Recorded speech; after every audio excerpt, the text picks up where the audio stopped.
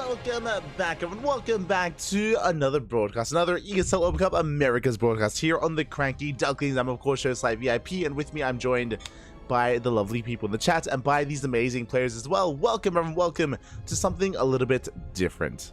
As of late, as of recently, we have been missing out on ESL Open Cup Americas. It's been a shame. This is your, weekly Open Cup here in the Americas region, and we usually cast it live. We usually do cast it live, but recently, of course, I have been a little bit under the weather, and I have been limiting my casts. I've been limiting my casts only one a day. One, maybe two at most. But because I've been limiting myself, because I've been slowly recovering, we have been missing out on some live broadcasts, and we are here to catch up. We're here to catch up on what has been going on over the past couple of days, as these replays are a couple of days old. 2 days old, actually. 2 days old. You may have already seen these matches live a couple of days ago. If so, I do ask you to avoid putting spoilers in the chat, because spoilers will be banned, and I'm here at least, and I'm sure many people are here to experience this for the first time. For the very first time here, ESL Open Cup Americas 222. Starting next week, I should be able to cast it live. I should be able to cast it, live at the time. And I may start doing the EU Cup the EU Open Cups. I may be hosting those replay casts next week instead. We'll see, because Thursdays are going to be open for casting.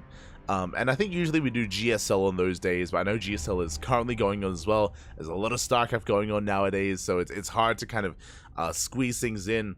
But regardless, some really good matches were held, and I want to sink my teeth into what we have to offer. As up first, we have Clem versus Nightmare.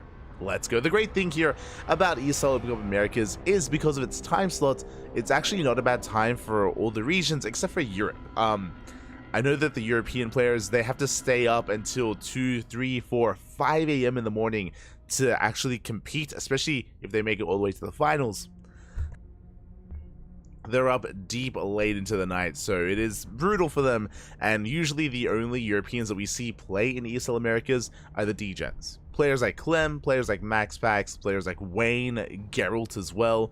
Those are usually the players that are willing to just sacrifice their sleep schedule, or maybe their sleep schedule is already adjusted to this and they just stay up until like 6, 7 a.m. and just play StarCraft. They're crazy, but they're crazy. Shaking my head. Unfortunately, there's a lot of players that aren't like that, so we don't get to see Rainer in ESL Americas. We don't get to see Showtime, for example, Hero Marine, Spirit. Those, the players I just mentioned, they're not ones that typically stay up for ESL Americas. Like they go to bed like regular humans, Pappy. They're animals. Shaking my head. But yeah, it's always great to see Clem, MaxPax, Wayne, and Geralt always duke it out amongst the Koreans and amongst the Americans as well. That's what's always a little good fun about ESL Americas. And we start things off with a TVP with Clem and Nightmare. Oh boy. Meanwhile, was this tournament on Monday? It was. On Monday/Tuesday, depending on where you are. It was Tuesday for us, I think Monday for the Americas, so a couple of days old, just as a heads up. But of course, we're getting into our first series, into our first best of 3. I will be hosting a viewer replay cast after this as well, as we have been accumulating some viewer replays over the past couple of weeks, and it's time. It's time to flex them. It's time to showcase them. I'm scared. I'm concerned. I'm worried. Oh boy. I'm tentatively looking forward to it, so we'll see what happens after the ESL Americas cast. For now, we're diving into game number 1. It's going to be on Crimson Court. Let's go. Also, welcome everyone in the chat. I do see Frost, I see Soundo, I see Lunacy as well. Annyeong haseyo. Welcome. And here we go, we're diving into game number 1, and spawning in the bottom left-hand corner of Crimson Court, we have the Red Terran player representing Team Liquid. And from the land of France, it is Clem. And spawning in the top right-hand corner, we have as opponent, we have the South Korean Protoss player, the Blue Protoss representing himself, currently teamless, it is Nightmare. Here we go. Ooh, and slowly I'm just catching up. It looks like we just got an announcement. Apparently Night Phoenix joined a new team, joined Astronaut Esports. let's go. Nightmare has been teamless for quite some... Sorry, I said Nightmare. My apologies. I was looking at something else. Night Phoenix, not Nightmare, joined a new team as of a couple of minutes ago. Joined... apparently Astro Esports. So yeah, really good to see Astronaut Esports that he's able to be supported by a team out there. Nightmare is still teamless if I'm not mistaken, and it's honestly pretty disappointing that that Nightmare wasn't picked up by a WTL team. A lot of players were picked up in the lead up to WTL. Nightmare was not one of them. It is a little bit sad to see. I'm also a little bit surprised that Maturino did not bolster their roster. Maturino didn't pick up any other players to replace Nightmare either. So Nightmare is one of those players out there that unfortunately is without a team and is still looking for one and is still deserving to be on a team as well. Like Nightmare, he is an amazing player. We've seen him pop off. Like he has some of the best PvP in South Korea. We've seen him take down Creator, Hero, Classic, Stats, you name it, Protoss, and Nightmare has most likely beaten them. Likewise, Nightmare's PvT is world class as well. Usually whenever we cast Nightmare, I always have like the preface here that like he has like godlike PvP and PvT. What Nightmare struggles in most is PvZ. Against Zerg, Nightmare, he does stumble a little bit. Against the Korean Zergs like Shin, like Solar, like Dark, like DRG, that is the matchup that he does look to improve in the most out of all of them. The others, he seems to have it down. But now he's up against Clem. Clem, one of the best Terrans in the world, was looking so hot coming into 2024. Has lapsed a little bit. I do think that post DreamHack Atlanta, we were all hailing Clem as the best Terran in the world. And then Maru decided to try. then Maru's like, hold up, you know, I can't be outdone here. And then, of course, we all had preparation for IM Katowice. And yeah, we've seen a lot of the Terran players step up post DreamHack Atlanta, and it's been great to see the rate of improvement from everyone involved. Likewise, I'm curious to see where Clem lies among them and how he does compare to Nightmare in current meta, in current StarCraft. Again, because like it's such a shame. I got sick just as the patch landed, so in the latest patch and in the latest map pool, I haven't been casting as much as I usually am, so I feel left out. Like, I've been missing ESL Americas, I've been missing ESL Asia. I do feel like I've been missing out on quite a lot, so I'm excited. I want some more StarCraft.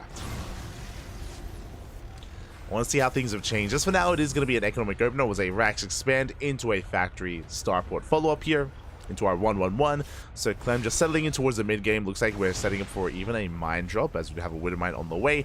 Meanwhile, behind this, our tech of choice is going to be a Twilight Council from Nightmare is going into Blink.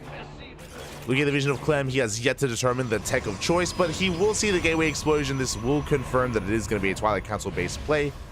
2 gateways here at the natural, 1 gateway in the main, 3 gates in total, so 3 gate Blink out of Nightmare.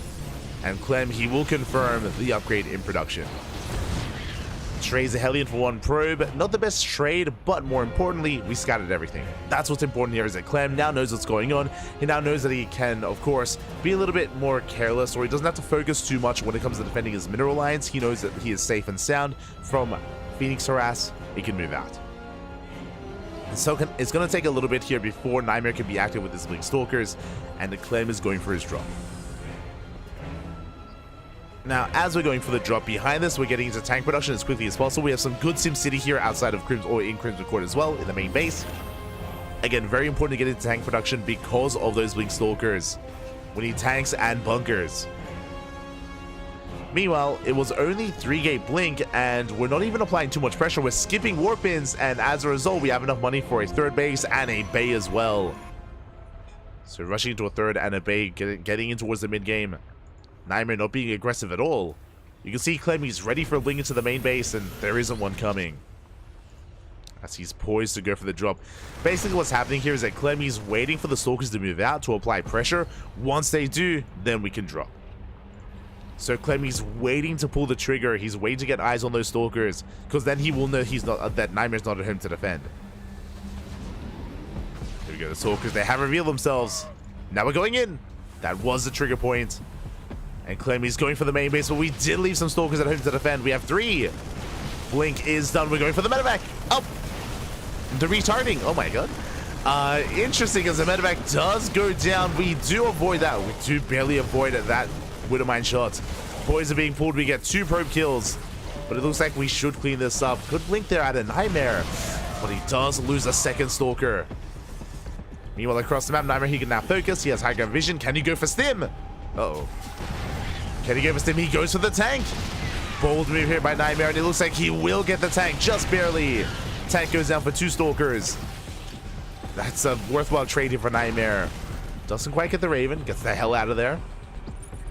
But looking at the resources lost, it was 4 Stalkers and 2 probes for a full medevac and a tank. That was a much better trade here for Nightmare. Again, I was a little bit surprised. I was shocked to see that Clem, with his drop, he was actually focusing the Stalkers. He wasn't getting probe damage. I was expecting so many more probes to go down, but he only got 2. So good cleanup at a Nightmare. On top of that, it wasn't just a Nightmare defended. Remember, he also took a third. And Nightmare, he takes an extended, or he extends his economic lead as a result. His third base getting up and running, drop into the main. Oh, is deflected. Clem is in position. Clem able to defend. And his upgrade should finish up. His stim is going to complete, so his combat shields. Under no threat. But Nightmare, he wasn't really intending to go all in or to try to break this position. He was just posturing, just applying a bit of pressure. Remember, faster third, faster bay leads into Colossus, leads into a better economy. Nightmare, he's just getting further ahead and teching on up in towards the mid game. So a pretty good position here from Nightmare. Clem is still stuck on 2 bases. He is getting a third, so it's not a 2 base all in. He's going to be soon looking to break out to expand and take that 3rd base on location. He's just going to be stuck here on these 2 bases a little bit longer. Nightmare has to be careful. Clem will dive in, but we do blink away. Nightmare doesn't lose anything. Clem forcing this back. Ooh, a 4th base on the way as well. Again, Nightmare feeling confident. He is slowing down the army. Clem is pushing with everything, by the way. As he moves out, 3rd base. 3rd base is on the way. Nightmare, he does miss the move out. Who misses who? A couple of Marines, they do get spotted. Yeah, Nightmare, he does pull back. Now realizes what's going on, but he's out of position. Nightmare completely out of position. This shield battery is going to be going down. And can we get the base? Zellset trickling in. Mine shot going off. Lord Zell's going to be going down, but that is 3 Colossi. We go straight for the tank. And remember, there's only 1 tank. Stalkers are going down. Yeah, but pushing into 3 Colossi, it's not going to happen. Then backing off, going for a drop at the same time. Ooh, we do have some Mind Harass. Auto harass even in the main. Mines were going off. But that is 7 probe kills. Pretty good. Pretty good damage done there by Clem. Very necessary damage. Bearing in mind that Nightmare is getting a 4th, so we need to kill workers here and now, otherwise Nightmare is going to get out of hand and out of control. Clem going for a double drop as well towards that 4th base. Let's go. There's no shield battery, no overcharge. Very limited side defense, or very limited defense here for Nightmare. Drop is coming in, but the soldiers, they get here just in time. Take down 1, they take down the Winter Mines. Yeah, they go down before getting a single shot off. And even without a shield battery, the drop is deflected. We get the medevac. Oh, ooh, we got 1. Thankfully, not the full medevac. Because the full one does escape. Clem racing back home. And that was a little bit worrisome. Clem did spend a lot of resources there, and he killed 7 probes, which is good. But we were hoping for a little bit more. Despite that, Clem actually looking quite solid here with his overall army supply, getting into Marine Marauder, getting to Viking production. How many Colossi? We're still on 3 Colossi. We have yet to begin Disruptor production, but it's on the way. As you can see here, 2nd Robo is in production. This is going to be for double Disruptor production. Speaking of, there they are. Disruptors, they are coming. Nightmare is pushing. He is spotted. Is spotted by the Marine. Nightmare thinks about rotating around. So far, Clemmy is keeping up. Prism towards the main base. Now, I do like the posturing out of Nightmare. I'm not so in love with him committing to a fight, but he does blink in. And there we go. He blinks in, then backs the hell off. We have Ghosts, we have EMPs. Vikings, they try to snipe one of the Colossi. At the same time, Prism does get into the main base. And Zealous, they do get dropped off. Not getting too many SCV kills, but they do deny any kind of mining in the main base. They do delay some of the production. Vikings are on the hunt, but the Prism slips away. The Prism somehow slips away. could maybe get another warp in. Noah's going to try to escape. Oh! And looks like it will escape. Whew, just barely. Prism will get out. Meanwhile, behind this, here come the Disruptors. And this is why I didn't want Nightmare to commit fully with his main army, and thankfully he didn't. The big reason, why commit when we're waiting for Disruptors, right? When the army is going to become that much more powerful in the coming moments, in the coming minutes. We're up to 3, soon to be 5. Behind this, Ravenrise coming in once again. He's going to get a couple of probe kills. Now, what is dangerous about these Disruptors is that now we have something else to worry about here. It isn't just Vikings that they can deal with splash damage. We need Liberators. Speaking of, there's a second starport on the way. This should be for Liberator production, but we need time to get into that. So we have a fusion core. We do not have a fusion core yet. Nightmare is pushing out. To see Nightmare looking to rotate around, but he does spot the main army. Yeah, he pulls back home upon seeing Clem. Prism is coming in once again. It is the same War Prism. We don't have a turret in the main. Uh-oh. Unless I'm blind. Yeah, no turret in the main base. We do have some Widow Mines to defend here at the third, but I'm not quite in position. And we will get in. Zelts into the third, and Prism with a warp into the main base. The main army's pushing in. We do get a Ghost. Ghost goes down. Marauders as well. Clemmy's getting caught out. And there's a big warp into the main base. So we came to the production. We get another Ghost. And here come the Disruptors. Novas, they go up on the planetary. On the army as well. Ooh, big connection. And we force back the army. Big connection on the Marauders. Nightmare backs off, but he got 13 SCV kills. And he escapes with almost everything. I say almost. Oh! Disruptors are going down. We get one. We get a Disruptor. Colossi falling as well. Not a bad engage. Oh! But once again, the Novas are going to be starting back the army, and we have reinforcements. And it looks like Clemmy may have lost a bit too much. He does have a planetary on the high ground, so he can hold on to this position. He can hold. Across the map, he has dealt with the War Prism. And now Clemmy can focus on the main push. That's the thing here is that Clem, while he was fighting, he was also defending the main base. That's why things were looking close there. A lot of supply was tied up. Good EMP. He does connect. And now Nightmare is hurting. He's down to 4 Disruptors. He lost every single Colossus, and Clem is expanding. Nightmare does have eyes on it. He does know. He is aware.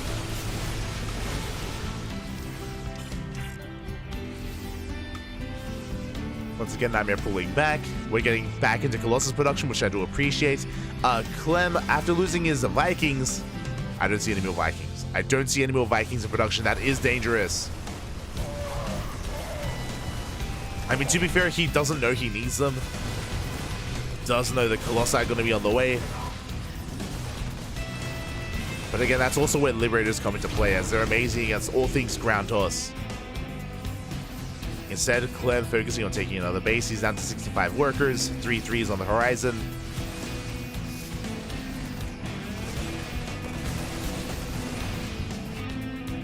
Again, Nightmare's harass has been taking a toll on Clem. That's why he's got such a low worker count. Just hasn't been able to remax or hasn't been able to rebuild. Nightmare once again rotating around. It is so awkward to engage here on the right-hand side because of all these rocks. Clem is trying to open up the path, but Nightmare, he's out positioned him. He has high ground. No! Nevis! The Nevis go off. They do not connect, but they zone away Clem. And we get a base for free. The base goes down. And Clem just having a hard time engaging. Colossi have arrived. We're down to 2 Vikings. Oof. Nova connects, takes down a Ghost. Yeah, the Purification Nova is a little bit too good, and it looks like Nightmare, he smells blood in the water. He dives on the army. Cleans up the Vikings. Cleans up the bio. Oof. Mind shots baited out. Another big connection on the Ghost. And Nightmare, he is overwhelming. He's coming with more Zelts, with more reinforcements. GG gets called. There's nothing left here, and Nightmare will take game number 1. Whew. GG. GG, well played. A solid game there out of Nightmare. I mean, it was a back and forth. It was a back and forth. The harassment was brutal. Like, the non-stop Zealot drops and Zealot run-bys really did take a toll there on Clem. The other big thing that we saw there was the map was... I don't know if I want to say the map was working against Clem. More so that Nightmare was able to take advantage of the features of the map as well. We saw like how awkward it can be if to defend some of these fringe or these fringe locations on the left and right hand side, especially if your opponent beats you there. Like, it's brutal. I didn't even realize, because we don't often cast games where those bases are taken and fights are occurring there. But it isn't just that those are rocks that you have to knock down. Those are also points of elevation. So pushing up a ramp from the center of the map is brutal. Like, we saw that Clem could not push in, he could not rotate, he could not defend his base. Because of that, getting caught out of position is that much more brutal in that game state. Like, that was wild. So Nightmare, he was easily able to like zone away and take a base and get ahead from there, or get further ahead from there. Yeah, GG. An interesting back and forth there. And again, Nightmare, he has some killer TVP. We've seen him bring down Clem, we've seen him bring down Bjorn, Gumiho. I think the only Terran that has like avoided Nightmare's grasp or his TVP is Maru. So this is gonna be a good matchup as we're getting into game number 2. Gonna be on Site Delta. I don't know what the vetoes were, but Site Delta is gonna be that second game. Again, interesting that Crimson Court was picked first. Very interesting. So we're getting into game number 2. And spawning in the top left-hand corner. In the top left-hand corner of Site Delta, we have our French Terran player, the Red Terran representing Team Liquid. Down to this series, but looking to bounce back, it is Clem.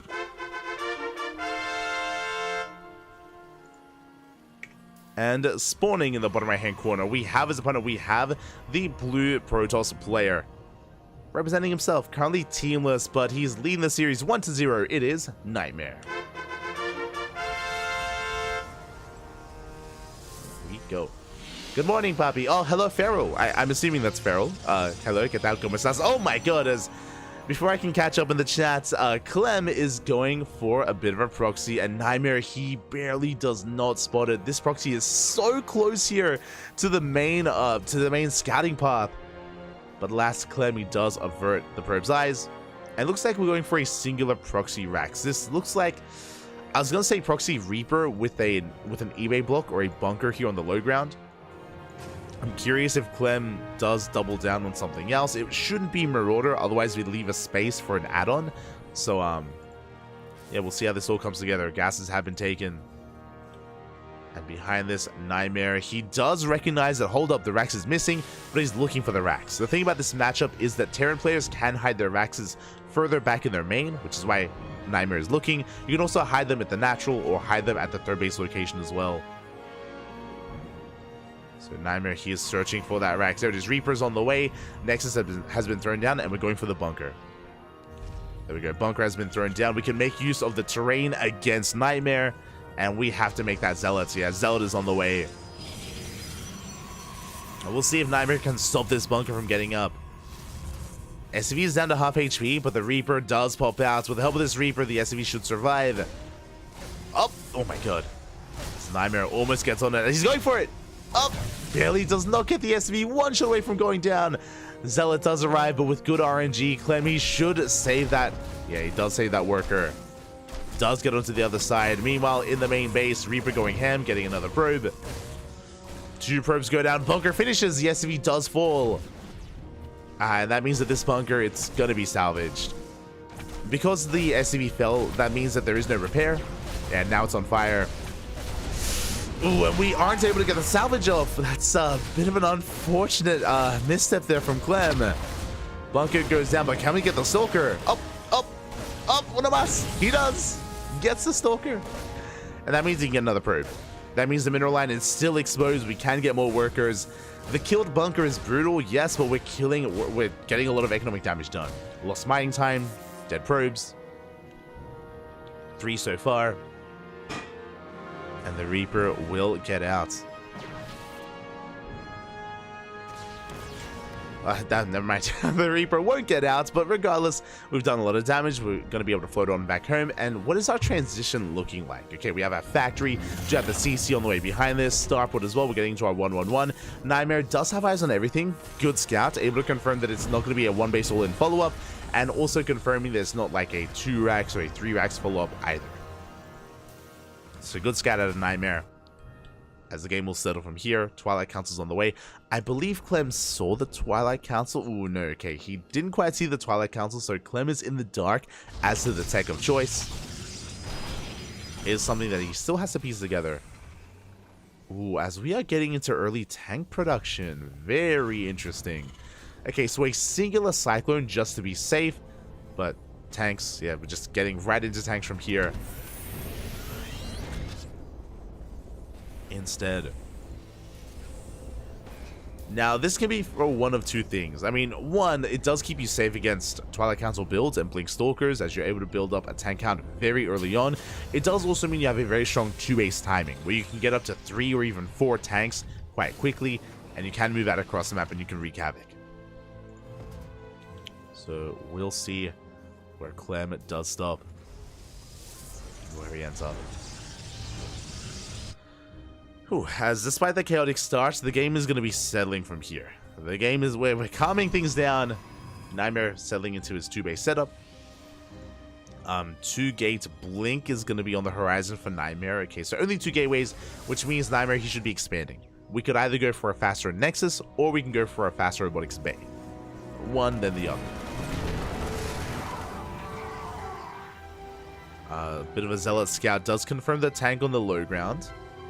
Additional tanks are on the way. Stim, we have a 3-1-1 setup. Singular eBay on the way as well. That should be for +1 attack.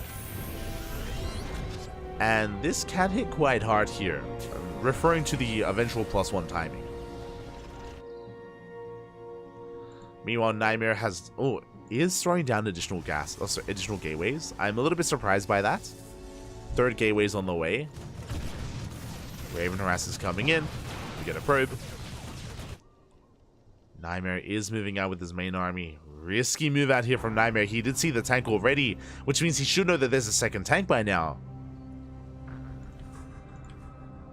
So I'm not in love with the decision to throw down a 3rd gateway instead of a 3rd base, as I'm not so certain that we can get much done, but some of the add-ons are exposed. We could try to get on top of the reactor or Stim. But Nightmare, he sees the main army, he backs off. Yeah, this Stalker aggression just hasn't amounted to much at all. Now we get the 3rd base on the way, but it has been delayed. We're going for a Temple Archives, Safety Immortal, charges on the way. Again, Nightmare, he's working towards the mid-game, but this 3rd base is so late. I guess after the early game aggression, maybe Nightmare was just a little bit concerned and wanted to be safe. But that safetiness is working against him.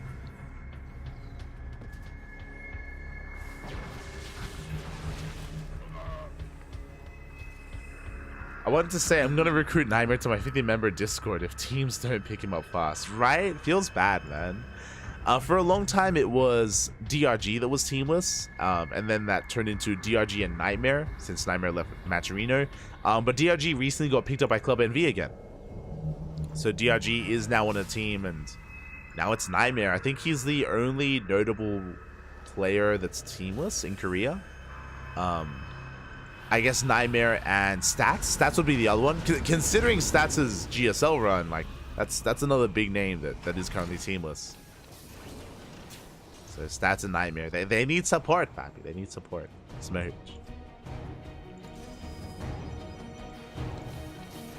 As you see Clem going for his double jump here, skirting around the edge of the map. So far unscouted. Ooh, I don't think that was intentional, as Clem was not supply blocked, so a bit of a misclick there. Wait, what did he kill? Yeah, I was like, that was a tank, right? Yep. Oh, he just killed his own tank. Uh-oh. That's actually pretty big. That's actually not an insignificant pickoff there. So we gotta tighten things up, Clem, as we're going for a double jump towards the main. We are moving out. Okay, calm down, Bobby, calm down. Drop is going to be spotted here by Nightmare. So as they're coming in, we go for the feedbacks and the storms. Medevac says so low and they're going to be going down. But that wasn't the worst trade from Clem because he did take down the High Templar.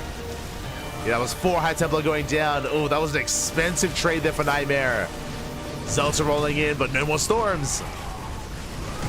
That tank is going to be falling. Mine just going off here on the Zealots. We're running out of Zealots.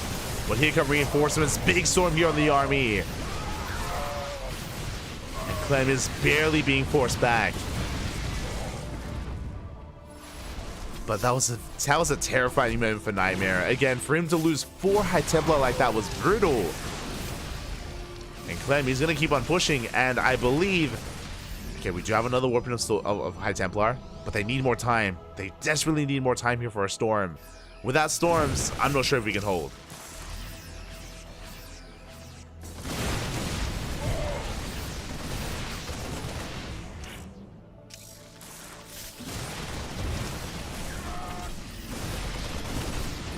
Here we go. Mine shot's going to be going off. We clean up all the Zealots. Nightmare overextending. Is desperately going for a Zealot run by here across the map. And he may get something done, but no, we have plenty of reinforcements. Clem, he's in position. The Zealots, they do nothing. Observer gets spotted. We can see Nightmare trying to expand, trying to take his own base.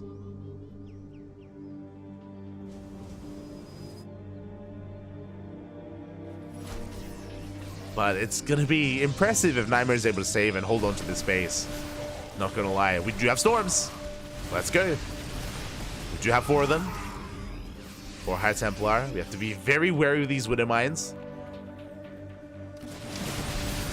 Again, this fight can be made or broken with these storms.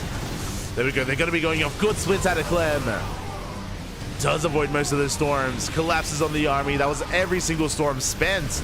The Prism goes down. The High Templar go down. Expensive losses here for Nightmare, and it looks like Clem, he has too much. Cleans up the High Templar, cleans up the Immortals. And what does Nightmare have? He's down to a handful of Stalkers, down to a Zealot. Yeah, Clem, he's snowballing out of control. So Nightmare, he might be able to hold on to his 3rd. But yeah, this 4th, it's not going to happen. We get on top of the base. 4th base does finish, and it's going to be killed. Nightmare trying to come in from behind with his Zealots. But again, there's no saving it. The base goes down, and now we're stuck on an even base camp. That is better for the Terran. So Clem is ahead economically. And not just the fact that he's ahead economically, but he's also been just shaving off these high-tech units time and time again. We are down to 3 High Templar, 1 Immortal. Colossi finally on the way. We're now diversifying our splash damage. But Extendo Milan's just started. And Clem is pushing in once again.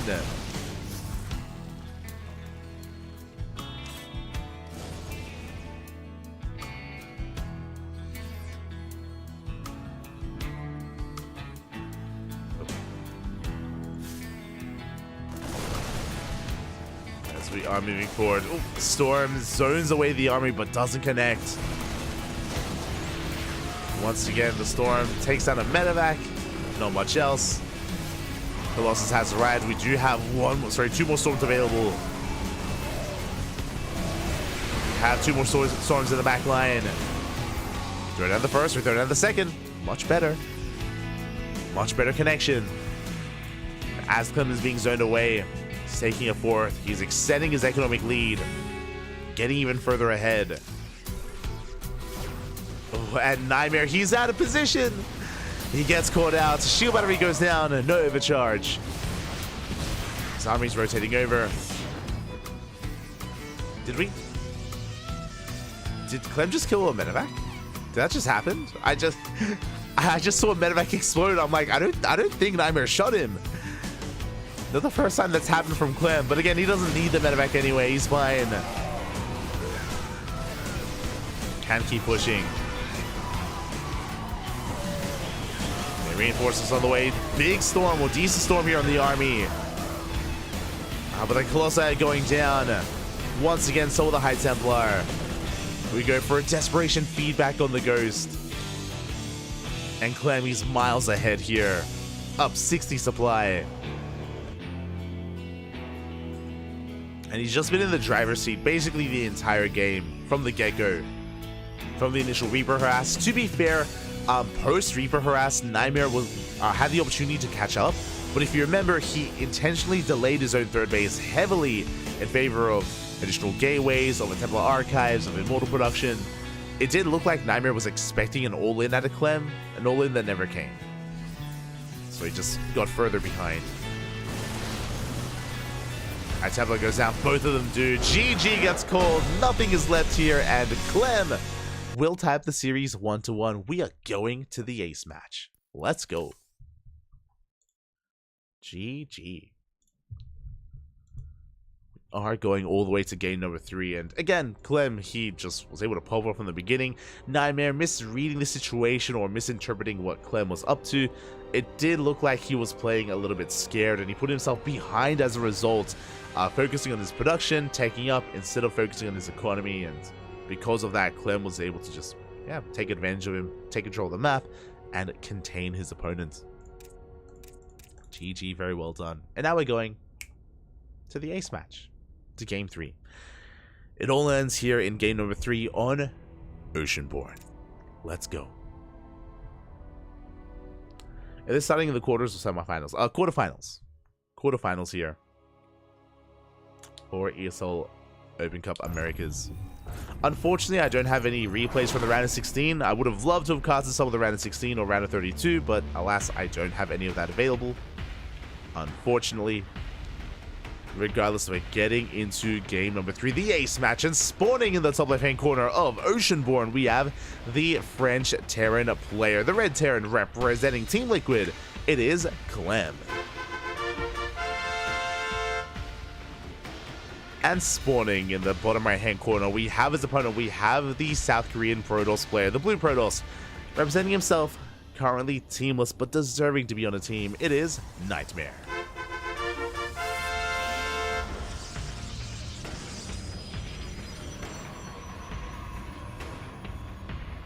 Catching up. Mlem for Clem. Ah, true. Mlem. Mlem. 1 versus Max Pack, so Nightmare should fall. Kind of. I mean, coming into this, 100%, Clem is the favorite player. And is better well-rounded. I spoke about it before. Nightmare, his biggest weakness has always been PvZ. That has been kind of his Achilles heel for a very long time. But against any other player, I would never count Nightmare out. Would still say, though, it is an uphill battle for him. Would still favor Clem. But Nightmare, he can go beast mode from time to time in these matchups. It's impressive. So we're getting into our gate cyber opener. But yeah, we'll see kind of where things lead us here. I'm not so certain. The initial 2 games told us too much about our play styles here. I guess Nightmare, he's going for 3-gate blink every game. Fun fact. Even a game where he shouldn't have in game number 2, but every game is relying on 3-gate blink. Clem may try to use that to his advantage as interesting. Clem, he is going for an SCV scout, but he is skipping his Reaper. Marine first. So a bit of a greedier build.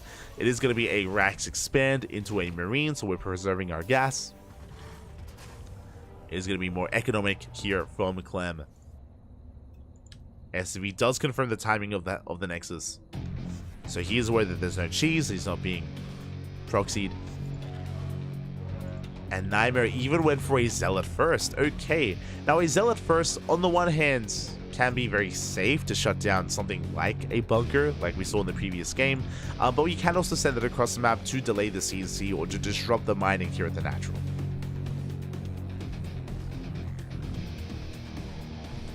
And here we go, the Zealot is on the way. Looks like the Command Center is going to finish up just in time. It's seconds away from finishing, and Nightmare, he will get here, but it should complete. So the Zealot doesn't do much of anything. Yeah, it does turn back around. Ah, Smoge, baby, Smoge. The Zealot turns around, Command Center does finish, so a nice start here for Clem. And he's following this up with a 1-1-1. Okay, this time we're going for the initial Hellion, which is required. The reason why I say this is because Clem hasn't seen much at all. He had the initial SCV scout, and that is it. Without a Reaper, it's quite limited how you're able to get scouting information, so we're relying on this Hellion. This Hellion should die. It's going to be sacrificed essentially to dive into the natural, maybe dive into the main base and get as much scouting as we can, even getting eyes on the third. As a Hellion is going to dip in. Oh, Zelda's going to get a swipe in. That's pretty huge.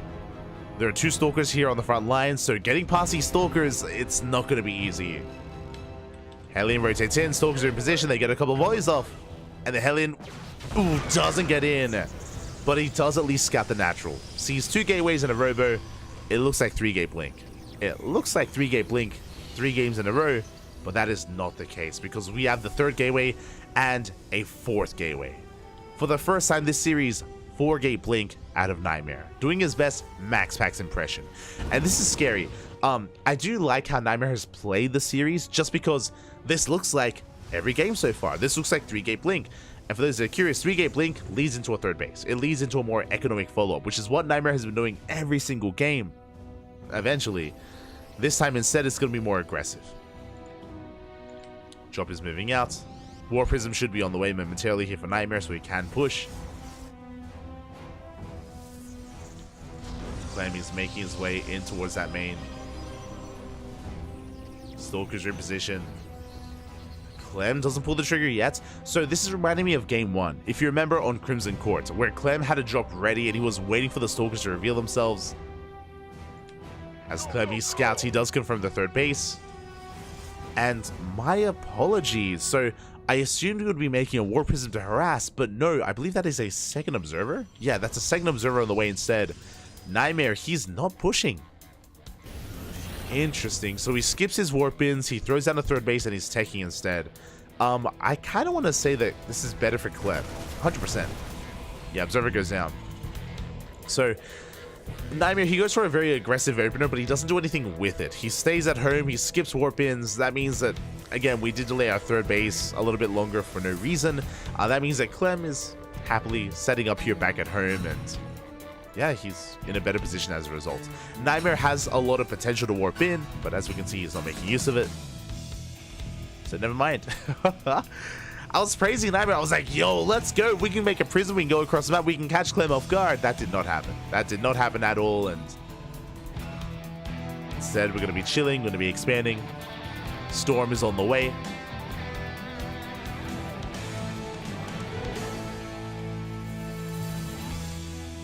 Now, what I will say is that at least Nightmare hasn't thrown anything away. He hasn't tried to overcommit with Stalkers and lose them to tanks or anything like that.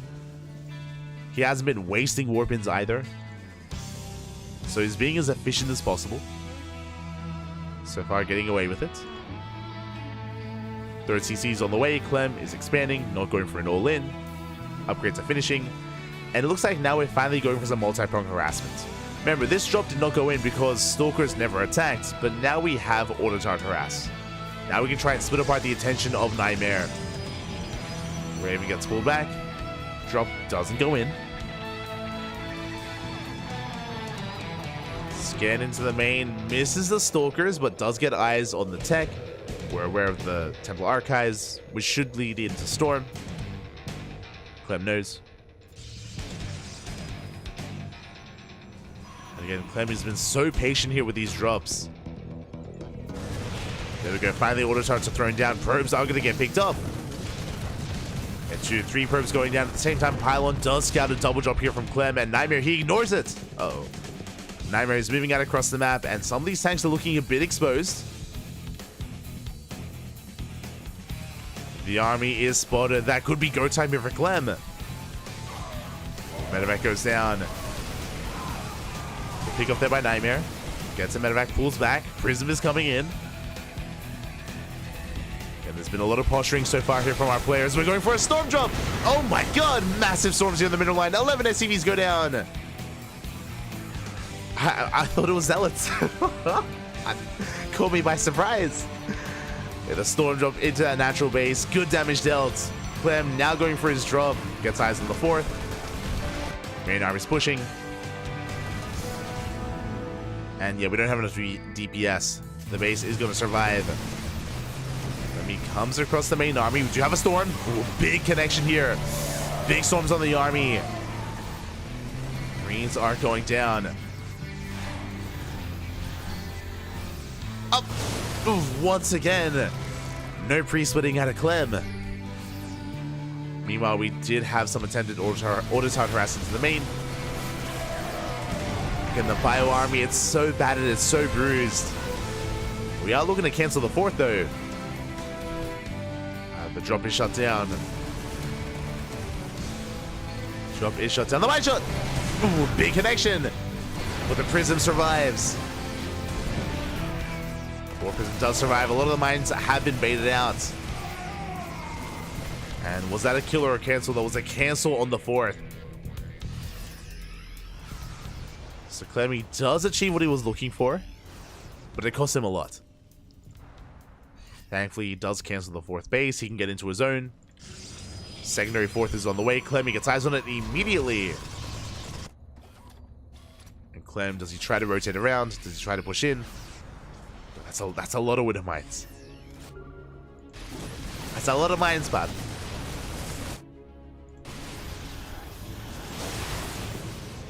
Ooh, as his High Templar, they're so low, and we do get one. One High Templar goes down. Another storm does connect. Overcharge is popped. Nightmare should have enough to defend here. And collapsing on the army. Clemmy stuck around a little bit too long. And we will clean this up. I don't know if you saw that. I'm pretty sure that that Widow mine that went off should have killed this High Templar and would have killed the High Templar in the previous patch. I'm pretty sure that's the case. I'm not used to seeing mine shots going off and High Templar surviving. For those who maybe are unaware, in the latest patch, the mine was nerfed quite a bit, and now it does less damage. Or the splash damage, the radius does less DPS than it used to. It does less damage in general than it used to. And I'm pretty sure that High Templar should have died. So I'm gonna have to get used to that. Visually, I'm gonna have to get used to seeing that.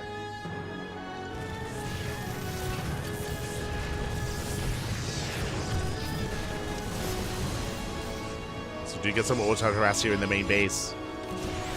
Ooh, nice snipe through on the prism. Very nicely done.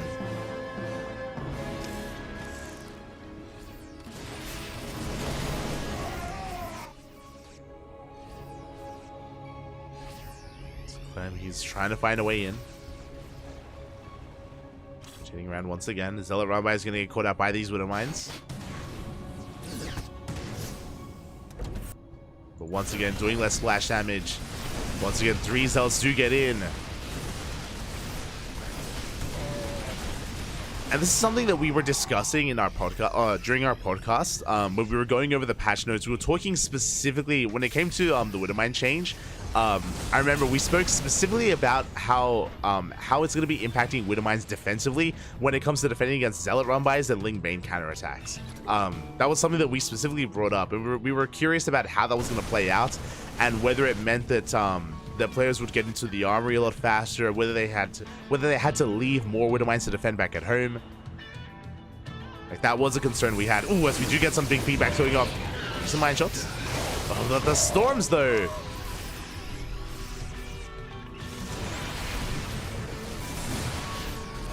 Storms do connect. Oof. Over and over again, forcing Clem back. Both players, they have maxed out. And Nightmare, he's finally getting into his disruptors. Now it's no longer about the storms, it's about the Colossi, the disruptors. Nightmare, he has rounded out his army. And do we have any Vikings? We have one. Uh-oh. Clem, his composition, he gets caught out. Get only one Viking, now down to 0. The Colossi are going ham. And Clem, he just doesn't have enough to deal with this. Oof. Bleeding out a lot. Bleeding out so much as Nightmare continues to push on forward. Takes the mine to the face. He does end up cancelling the CC. Clem has got his own fourth up and running. But throughout that fight, Nightmare, who was only bleeding out gateway units, you can see it here, 12 Zealots, 15 Stalkers, not a single Colossus, not a single Disruptor.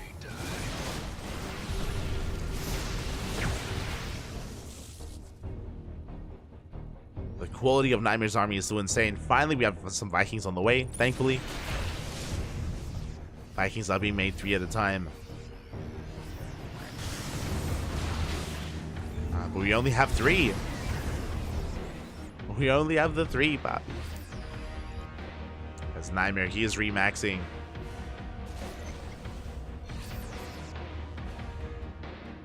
Still up against the wall. Widowmines then waddling in. They're waddling into rats across the map. Once again, we try to force our way in towards the natural. The Widowmine does not burrow.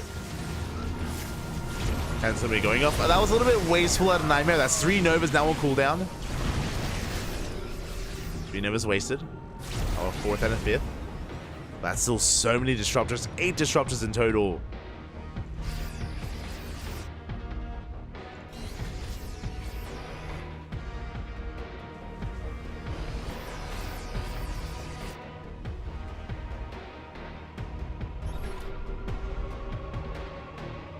Up. So Nine does retarget. We're going for the with the Colossus. Now the main army has been spotted. Clem going for a counterattack at the same time, going for the 5th. And no shield battery. Nice CMP, no recall either. And the base, it is barely going to go down. But it looks like we will catch out the drops. Get 1 medevac. Oh, we almost get another. Just barely don't. 2 medevacs to escape. Clem still desperately trying to take his own 5th.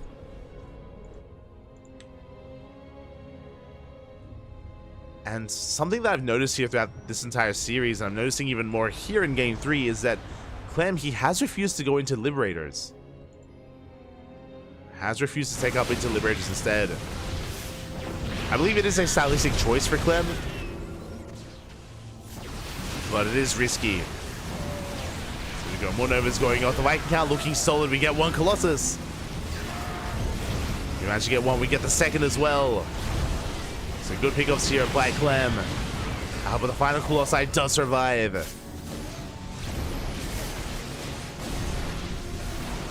As we're getting on top of the army, finally the disruptors are going down. We're still taking over though. Still taking to our ghosts. But that was a much better trade for Clem. I think maybe the best fight we've seen from him. Like avoiding most Novas, killing the Colossi, getting the disruptors. Yeah, that was 5 disruptors going down. Oh my god. Very nicely done.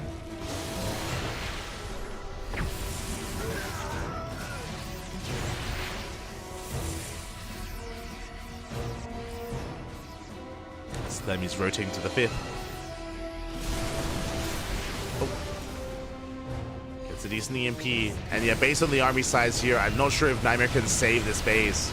He's going for it though. Never grazes the army. We're buying time. Colossi have arrived. Where are the Vikings? And no, they haven't been rebuilt. Yeah, the Vikings have not been rebuilt. I'm getting forced back once again. Now, thankfully, Clem, because of his 5th base, he does have the economy to sustain himself, so he is remaxing. And he hasn't taken too bad Novas here yet. Guys, Nightmare trying to keep up as well. Hasn't had the freedom, hasn't had the bank to try to take up into Sky Toss. Against this composition of Clem, he can't. Like, Clem, he's just too active. He's too active with this bio. Trying to go in once again. There we go. Zelsa coming from behind. We have the flanking storms. Very good storms here from Nightmare. Forcing the army back once again. Another connection. And it's really interesting because typically at this stage of the game, as another storm connects, typically Protoss players would be transitioning out of High Templar entirely because of how many ghosts there are. But Nightmare, he has no fear. He's always got a couple of flanking storms.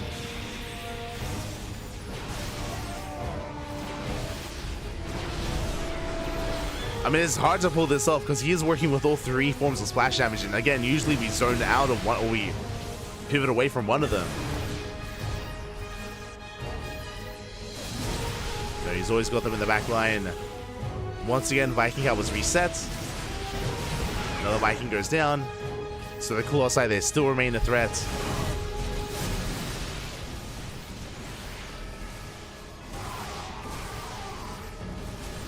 Stellar Rumbai is going to be distracting half the army. Could try to take advantage of that. Nightmare pulling back. Does pull back, does regroup. He is spotted.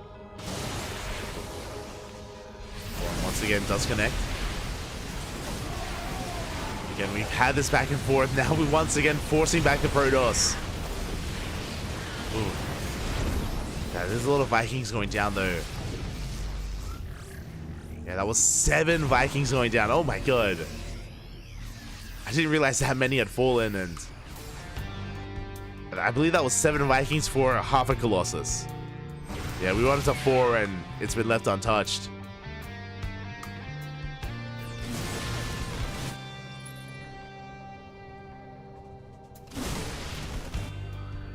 Has been left untouched here.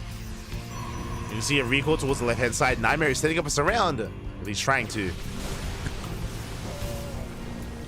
It collapses on the army. At the same time, though, he's out of position, and Clemmy gets a base. And the Nexus will fall. That recoil was maybe a bit of an overreaction from Nightmare. And we could go for a base trade. Yeah, 27 probes go down, and the Nexus at the same time. Nightmare, he's going to keep pushing. There's no turning around. Cancels the base, but can he get the planetary? Clammy's coming. He's racing on over. Vikings going ham. They do get 1 Colossus. At the same time, Stalkers, they do catch some Marauders. And Nightmare, he pulls back, and Clem, he holds. He does hold on. Good moves out of Clem. And Nightmare, he's in trouble. You can see his economy plummet. He goes down to 52 probes. And is oversaturated. Now, thankfully, Nightmare does, because Nightmare has been so efficient so far, he does have a bank to work with. So he can sustain himself a little bit here.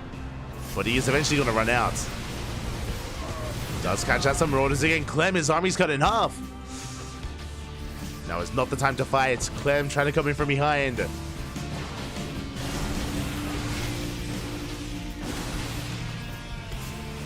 Here we go. We're setting up for a surround. Colossi to engage. Numbers go off. Ooh, big connections on the Marauders. The Vikings, they do go to town on the Colossi. Every single one goes down. But what about the ground army? The Stalkers, they dive on top of the army. And Clemmy's down to 1 ghost. Oof. He's down to a single ghost. He's got a handful of Marauders. And the Disruptor survived. I have to favor Nightmare here. Comparing their armies. In the midst of all that chaos, the surround was okay in killing all the Colossi, but the ground army stands strong. We get a kill in the planetary. Base goes down.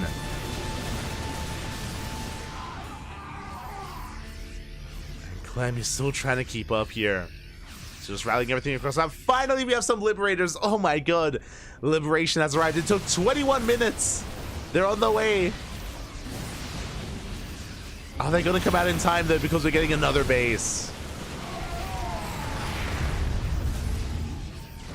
Another base goes down. Liberator has arrived. It gets focused on immediately.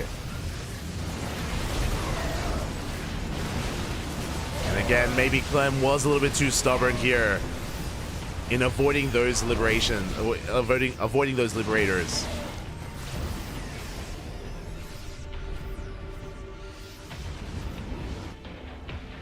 Behind this, he's going to be picking up his main base, going for another. I mean, economies are pretty comparable. Like, things are getting a little bit scrappy between both players. Nightmare, he's burned through his bank. It was sustaining him earlier, but has burned through it. Feedbacks go off. Nightmare coming in. Wants to catch the army. And it looks like he will. Full medevac goes down. Clem on the chase. The Disruptors, they were waiting. Here we go. Liberation has arrived, but again, where's the support? Liberators are looking a bit exposed.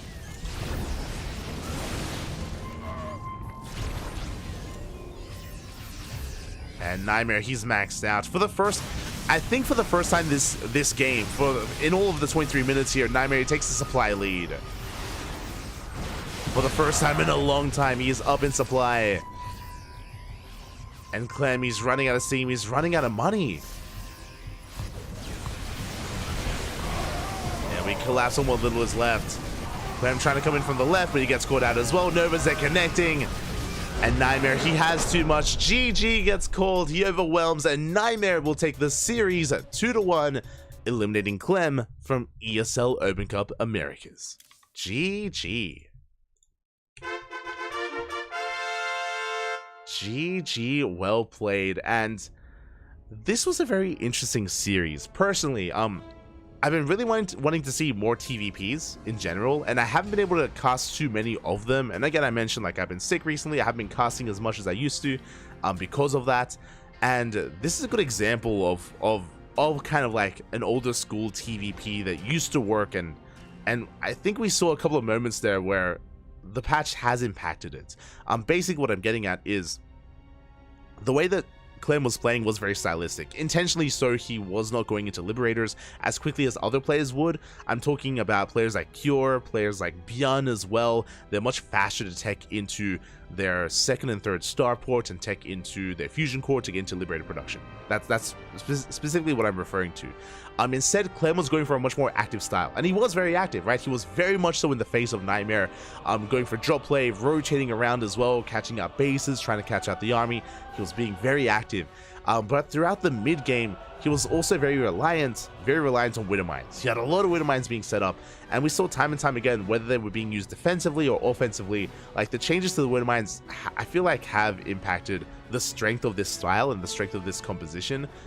Maybe I'm reading too much into this one game, but it did feel like this game and this style was impacted, at least in this game, where you got to see the Widow Mines again, you know, shave off less units, and over time, over the course of the game, it does add up, and it does impact the viability, it feels, of this playstyle. Again, maybe it's just one game, and maybe you can still pull this off anyway, but yeah, this was interesting. Not just here in Game 3, but throughout the entire series. Again, Clem didn't make any libs until towards the very end, and the way that the dynamic usually works is that going to Liberators does slow you down as a Terran player. It does slow you down, but it is a way to kind of force a transition to force the game to be slowed down as well, and to force out something like Sky Toss, right? Just because a heavy Liberator style does do very well here against robo-based units like High Templar, Disruptors, Immortals, Colossi, and then you have to go into Sky Toss, and then you get into a different dynamic. Maybe Clem doesn't enjoy playing against Sky Toss, so he's like screw Liberators entirely. Like I don't want to force that. Hard to say. But regardless, GG. It was a very interesting TVP, and I'm most excited about seeing how this matchup specifically does evolve over time. I mentioned it before, but when we were going over the patch notes, when we were discussing the changes, one of the big concerns that we had was the Widowmine change. It is going to, obviously, it's going to be less effective when it comes to Mind Drop Harass, which was the purpose, which was the point of the nerf to the Widowmine, which is a good thing. It's a good thing that it does less, and it is less impactful when it comes to these Mind Drops. But the changes also inadvertently affect it in other scenarios as well, specifically Widowmines defensively, against Zealot run-bys, against Link Bane run-bys, and also mixed into the main army as well, against Zerg main armies and Protoss main armies, and that is something that should be taken into consideration. We were concerned just because when it came to the developer notes on the patch, it didn't address that.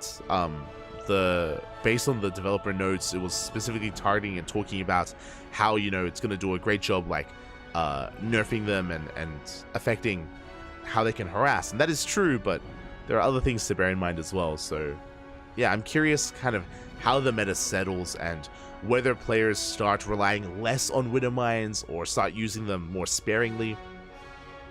I'm curious. I'm very curious. Again, we're still in the early days of the patch, so I'm excited to see how it evolves. Regardless, we're now getting into our second series. Nightmare, he advances on into the semifinals over Clem, and we'll be facing off against MaxPax in those semis. Let's go. Let us go. In a PvP. And I'm ready for it. I'm ready for the game of, do we all in MaxPax? Do we send it? Do we try to punish his greedy plays, his greedy openers? I'm ready for it. As spawning in the bottom right-hand corner of Oceanborn, we have our first semi-finalist. We have the Danish Protoss player, the Red Protoss, representing Psystorm Gaming. It is MaxPax. And spawning in the top left-hand corner, we have his opponent. We have the South Korean Protoss player. He just took down Clem 2-1, and now he's up against the best Protoss in all of Europe. It is Nightmare. Here we go. Now, something that I did say at the start of his series against Clem is that Nightmare has some of the best PvP in South Korea, and I stand by that. The problem is that MaxPax is a very unique player. Speaking of, that has a gateway on the high ground. Interesting. Interesting. This could still be a gate expand with a wall on the high ground instead. I'm reading that. We will see. I'm very curious to see how our players open up in general here, and whether MaxPax does throw down the Nexus, or if he throws down a second gateway in the main base. As Nightmare is preparing here. There we go. Second gateway has been thrown down. MaxPax has none of the sort. Okay. I'm here for it. I'm ready for it. So this is going to be a gate expand here at a MaxPax. I believe it's going to be a Cybercore first. You have the Cybercore followed by the eventual expansion. So this is still a greedier, more economic build. The downside of what MaxPax is doing here is that he is secure on one base, but his natural is exposed because he doesn't have the SimCity that he usually does on the low ground. So a one base all-in could threaten this natural base, and we could try to transition out of this from there. Meanwhile, it's going to be a 2-gate opener out of Nightmare. Okay. Now, because both gases have been taken, I believe MaxPax is going to be going for a Stargate first and then a Nexus. He has the option for either one, and there it is. There's that Stargate. This is the go-to MaxPax build. For those that are curious, MaxPax, more often than not, will go double gas and will go Stargate before that expansion. Just a very safe way to expand and to get into your economy. Speaking of, Nexus is soon to be thrown down. Now, with this Stargate, it's going to be an Oracle first. If he's up against an all-in, we should be going into Void Rays. Meanwhile, Nightmare goes for his own Stargate. Interesting. He does get the Stargate of his opponent. Is this the beginning of Phoenix Wars? Uh-oh. MaxPax doesn't know about the Stargate of his opponent, so MaxPax should be going for the Oracle first, but Nightmare has the opportunity to go into Phoenixes, and that is going to be a big moment for him. There we go. There's the Oracle on the way. Oracle is in production. And Nightmare knows. And he could get a bit of a leg up here in Phoenix production, and that could be huge. See, behind this, MaxPax still just getting into his expansion. Soon to be probing. There's that Phoenix that we spoke about. Again, because Nightmare scouted, he knew about the Oracle. So Phoenix is on the way. And he could double down on additional Phoenixes and Mass Phoenix. Oh, especially because we're going to a second Oracle. Uh-oh. Second Oracle's on the way. Phoenix is scouted. We cancel the Oracle. We start a Phoenix. The Phoenix Wars have begun. Let's go. Oh boy. Have they though? I'm curious because MaxPax is behind. Straight up, MaxPax is behind in Phoenixes. There we go. Second Stargate on the way. As I'm saying he's behind in Phoenixes, he knows that he's going to be catching up with that second Stargate. Here we go.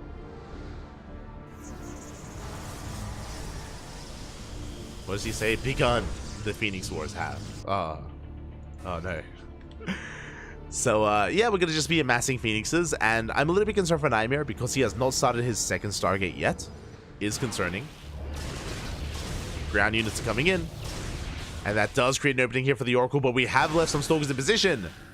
They're going for the Oracle, and, ooh, the Stasis does go off. Oracle goes down, but we get half the mineral line. Big connection with that Stasis trap. And Nightmare misjudging it a little bit. Didn't mistime it. Assumed he was safe when he was anything but. And again, Nightmare, he had a Phoenix lead, but it's about to go away. MaxPax is working his 4th Phoenix. And Nightmare, he stopped. Uh-oh. Hey, you can't go Phoenix v Phoenix without Phoenixes. And MaxPax is going to be able to overwhelm. He's going to be able to overwhelm this, and there's a big window. There's a big, as Nightmare's trying to get into Blink Stalkers. I imagine this for Blink Stalkers. The problem is that there's a big window where he doesn't have Blink. It's still on the way. The Twilight Council is still on the way. Phoenix is going down. And MaxPax is going to snowball out of control. He takes down every single Phoenix. And he can keep pushing. And is that game?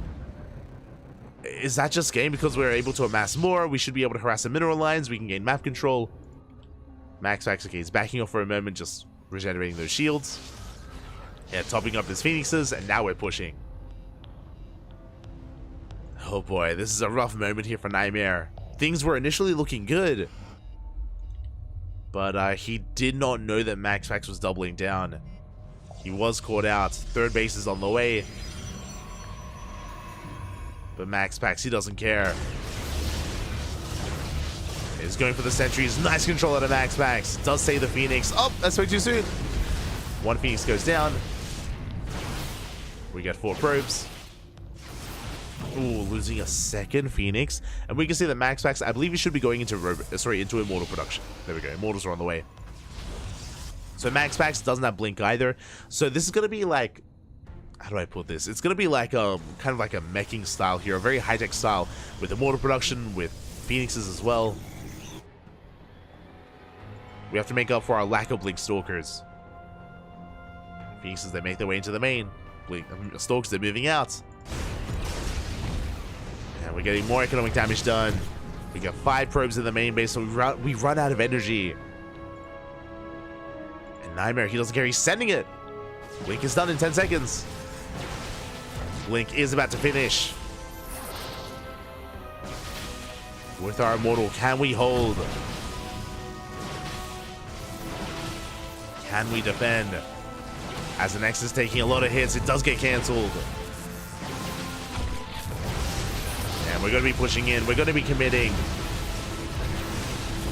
Sentry goes down, Stalker as well. And now MaxPax, he's working towards his own Blink.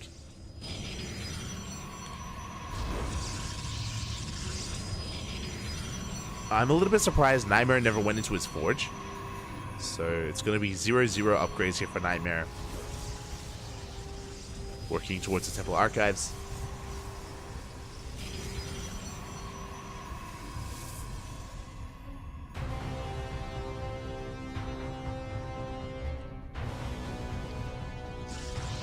Is working towards it.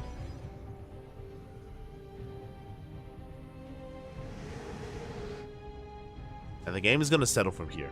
The game is calming down. We've had a very back and forth and chaotic start to the game. There's been a lot of tech switches. And we find ourselves with a similar economy. As MaxPax is still trying to get into his 3rd. Nightmare does have that advantage. As if has the 3rd. Higher worker counts, better economy. But Nightmare, he is down in army. Again, these Immortals and Phoenixes, they add so much more complexity here to the army of MaxPax. Blink is about to finish.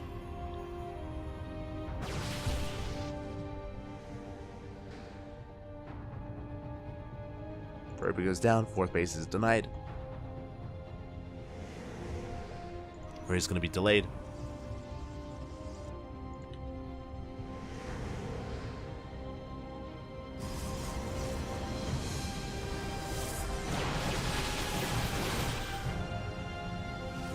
Threaten the dive. There we go. Looking at the units tab here, MaxPax, he has not been skipping warp ins. Nightmare has. Getting into his own Immortals. Does have shield batteries and overcharge. Does have the defender's advantage. And MaxPax, he's going to back off. He respects it. Backs off. 3rd base fully saturated.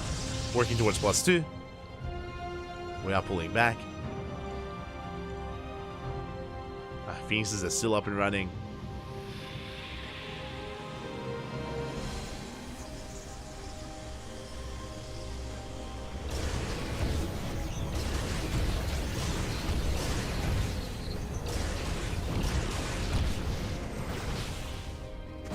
are still up.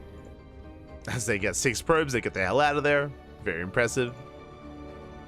Very nicely done. And the game is going to be selling from here. When it comes to their compositions, it's pretty similar. MaxPax does have a massive upgrade lead. We spoke about that +1 earlier. Now we have a +2 timing for MaxPax. It's being chronoed. Likewise, both players are going to have charge. Both players are going to have blink. I guess the biggest advantage for Nightmare, despite being down in upgrades, is his Archon count. But that's soon to change here as MaxPax is incorporating his own Archons.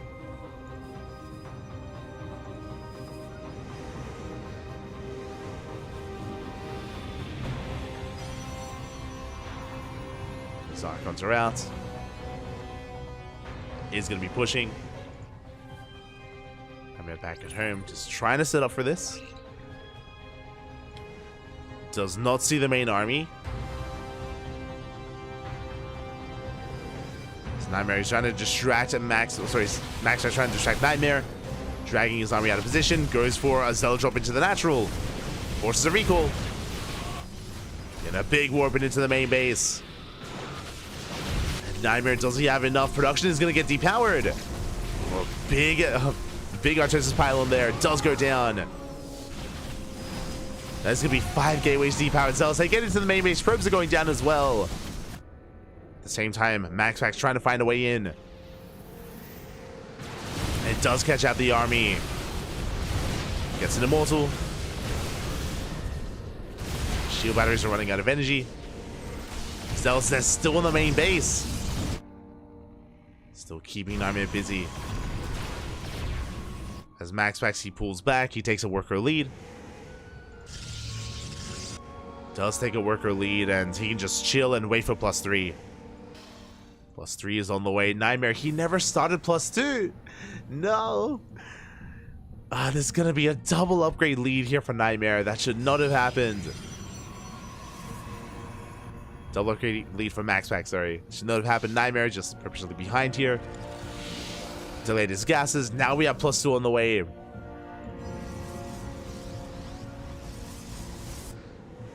But again, this is going to be a big opportunity for MaxPax.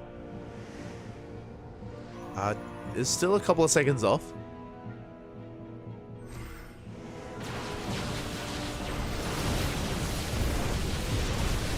Still a couple of seconds off here as he's going to be trading with the army. At the same time, Zealot run by into the third. Prism into the main base as well. The Prism is going to go down just in time. Does fall again. A bit of an anti-timing here from MaxPax. Pushing in before +3 was ready. He does get 7 probes. As he's being forced back, but there we go. +3 just now finishing in the middle of this fight. We pick up every single Immortal. And MaxPax, he should be able to take this. It's going to be close. The Archons, they put in a lot of work. Oh my god. The Archons, they help out so much there. The Zealots go down. We're getting on top of the Immortals. Nightmare is forcing this all the way back. All the Immortals go down. MaxPax is in trouble. MaxPax is in a lot of trouble. Sure, he has the upgrades, but Nightmare now has the better army. And again, half of that fight, MaxPax, he was fighting without +3.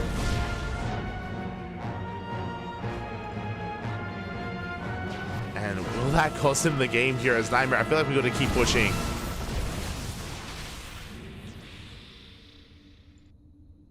Are we pulling back? Does pull back. MaxPax takes a 4th. Sorry, takes a 5th even. Disruptor production has begun. Okay, interesting. I do see you. Looking at our tech, yeah, there is no bait for MaxPax. Disruptors, they don't care about your upgrades. Here's a good way to make use of your tech.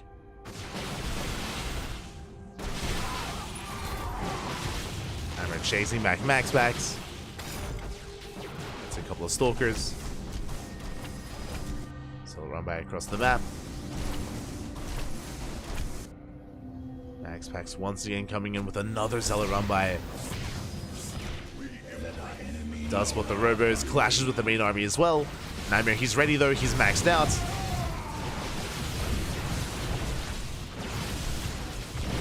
is once again going to be forced back though, has to take it slow.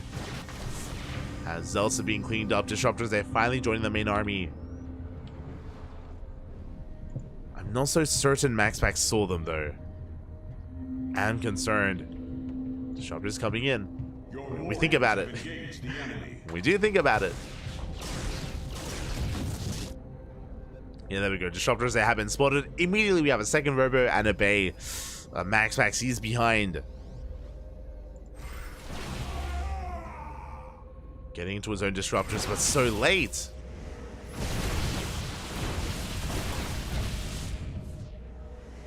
Can MaxPax survive until he gets those Disruptors out? Nightmare's moving out. Zelda run by once again, forcing Nightmare back home. At least some units. As we get a couple of workers, we get on top of that base.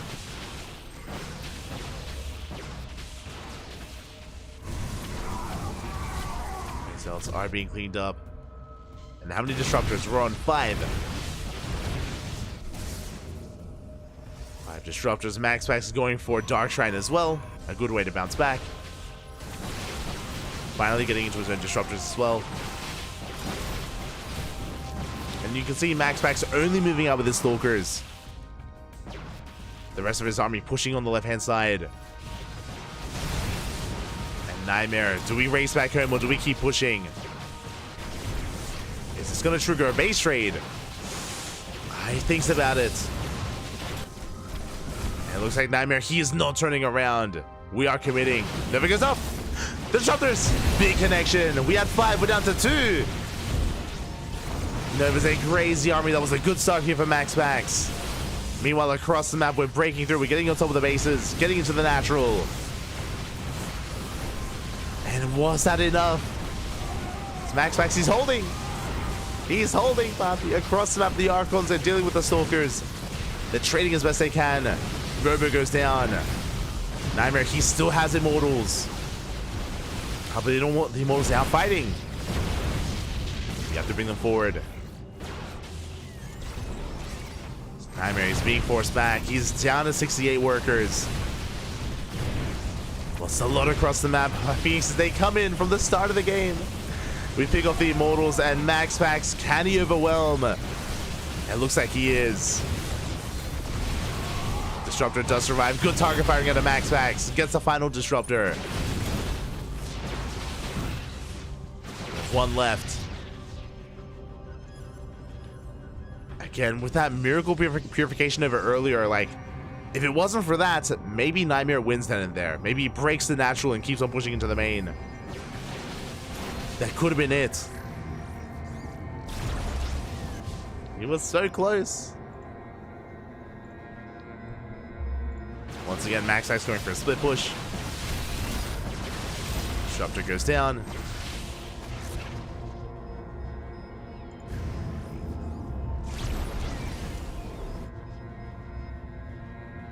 MaxPax, does he try to catch the army or does he go for a counterattack? Another Disruptor falls. Yeah, Nightmare, he's going to be able to break through at least this initial line. But MaxPax, he has a secondary army moving out across the map instead. Bases are falling. And MaxPax, he's held.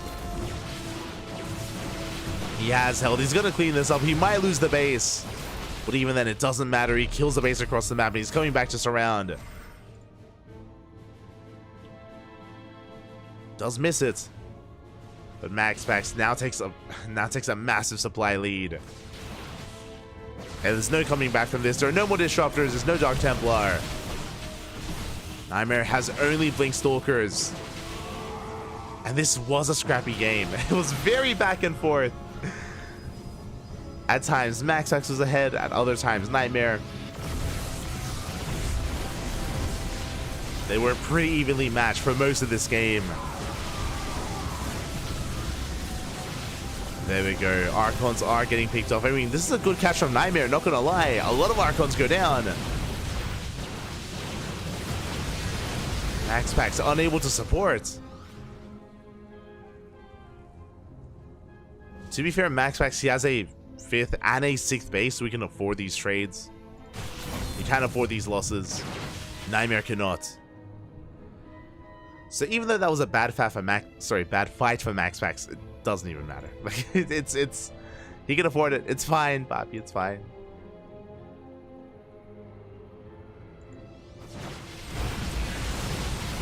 Yeah, this is the final army here of Nightmare. He's getting surrounded from both angles. Zealous Dark Templar and Stalkers, and we clean everything up. GG gets called, Nightmare loses everything, and MaxPax takes game number 1. Ooh, GG. Oh my god. GG, well played. That was an intense game. That was a very intense game there. Very back and forth. I was really impressed. I was really impressed there by Nightmare. Especially in the sense that he was able to keep up with most of the counterattacks and most of the harassment of MaxPax. His ability to tech up into, of course, disruptors. That was a big moment for him. I think that MaxPax was doing well for himself until the moment when he hit the anti-timing. If you remember, when he attacked like 30 seconds before +3, and he bled out a lot of units, and suddenly things swung in favor of Nightmare. Like, that was a very surprising outcome there, and a very unfortunate attack from MaxPax to move in when he did. In the end, Nightmare was able to take advantage of him, but MaxPax was able to have a miracle purification over, was able to somehow defend, somehow survive. GG. GG, well played. MaxPax takes the lead, but now we're getting ready for game number 2. It's going to be on Dynasty. Let's go. Oh, this is going to be a wild one. What the hell were the vetoes? I'm very curious how MaxPax plays on a map like Dynasty. Let's go. I'm ready for it. MaxPax. For those that are curious, Dynasty is the map with pocket goal bases. Goal bases that can be abused quite easily depending on the matchup, which is why I'm curious if either player will even try to expand there. Usually it is a bait. But here we go. Spawning in the bottom left-hand corner of Dynasty, we have the Danish Protoss player, the Red Protoss representing Psystorm Gaming, leading the series 1-0. It is MaxPax. And spawning in the top right-hand corner, we have his opponent. We have the South Korean Protoss player, the Blue Protoss, holding his own for a lot of that first game, but did stumble towards the end. Currently teamless, it is Nightmare. Here we go. As again, there's that pocket goal base that I was referring to.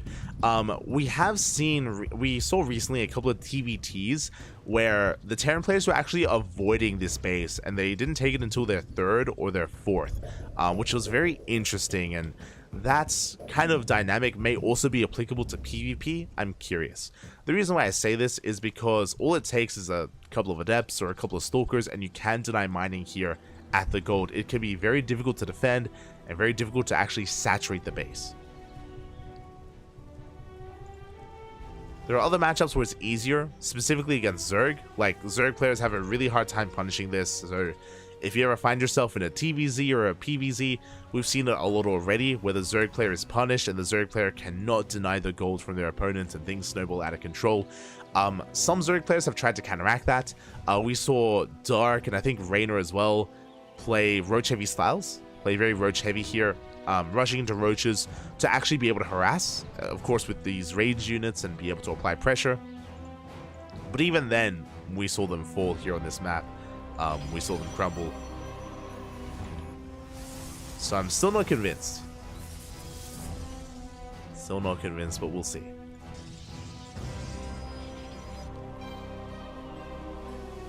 And so now it's going to be, once again, a gated Cybercore into 2 gases. MaxPax is going for his Stargate opener into an expand. The same build as game number 1. Again, this is his go-to. This is MaxPax's go-to build in PvP. Rarely does he deviate from this. And he is going for the natural. He's avoiding the gold, which makes sense. Nightmare likewise doing the same, as Nightmare did go for a double gate opener. 2 gates, no Stargate into the Nexus. Now, he actually went for a gate expand, if I'm not mistaken. threw down the second gateway after the Nexus, so Nightmare being a little bit greedier. As a result, Nightmare, he will have the faster base and the better economy. Okay. We'll see if Nightmare can get away with this, as he is greedier than MaxPax. Adept is going to be here on the low ground, though. We do take down a probe. Probe does fall. Adept shades the hell out of there, and we are getting into our Oracle production. Meanwhile, Nightmare going for a Twilight Council. This time, no Phoenixes, no counter Stargate.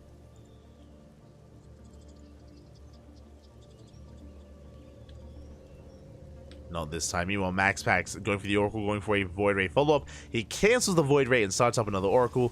Again, the Void Ray is designed to defend you against a one-base all-in, but looks like MaxPax changes his mind, reads that it shouldn't be an all-in, and he's going for another Oracle instead. And because there's no counter Stargate, we should not be making any Phoenixes, as we're getting ready for our Blink transition.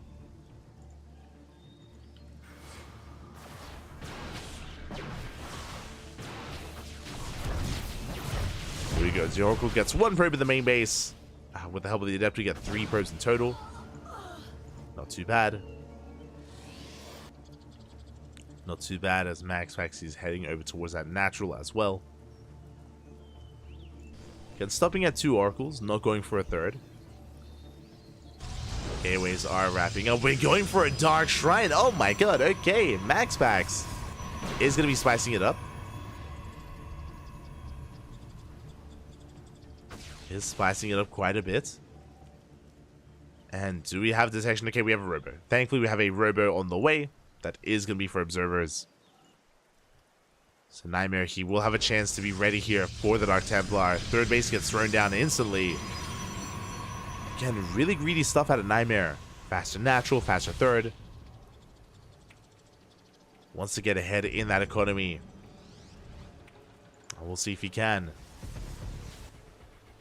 Meanwhile, we have been avoiding that goal base. As I did mention, at least in some of the other games or the other matches that we've seen, this goal base hasn't been taken until we get into, until it becomes a third or a fourth. We see that even MaxPax taking the center base as well. Again, this gold, it is a bait. You don't want to take it, otherwise you will be punished.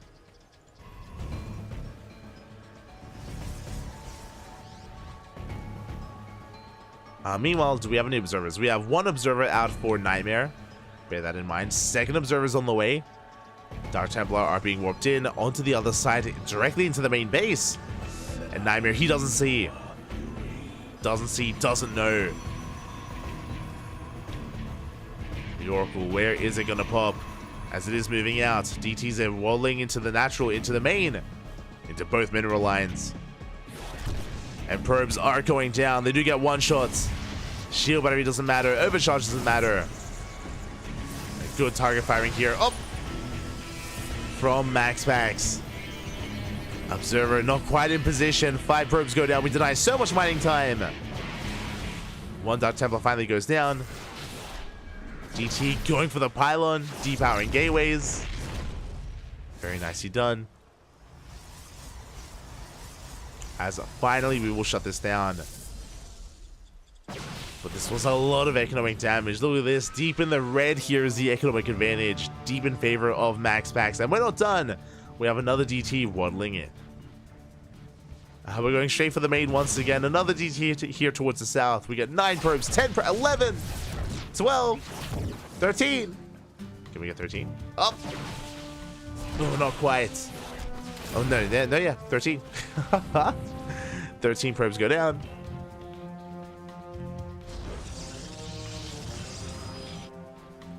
And just like that, MaxPax has a massive economic lead. Oh my god, 61 probes. 63 even, compared to the 40 of Nightmare. MaxPax, all he has to do is survive the counterattack and just double down here. Turtle up, tech up. But he's still not done. More DTs are on the way. Do we have any cannons? No cannons. Oh god, not like this, not at all.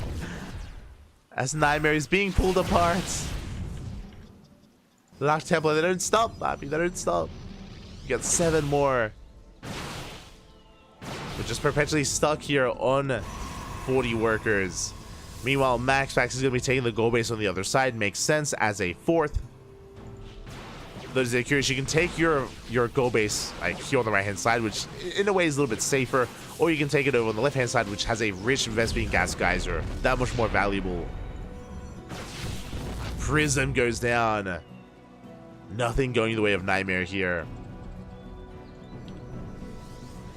Now Nightmare does have a Stalker lead, and he does get eyes on the gold, and he wants to stub it. Wants to punish it in some way.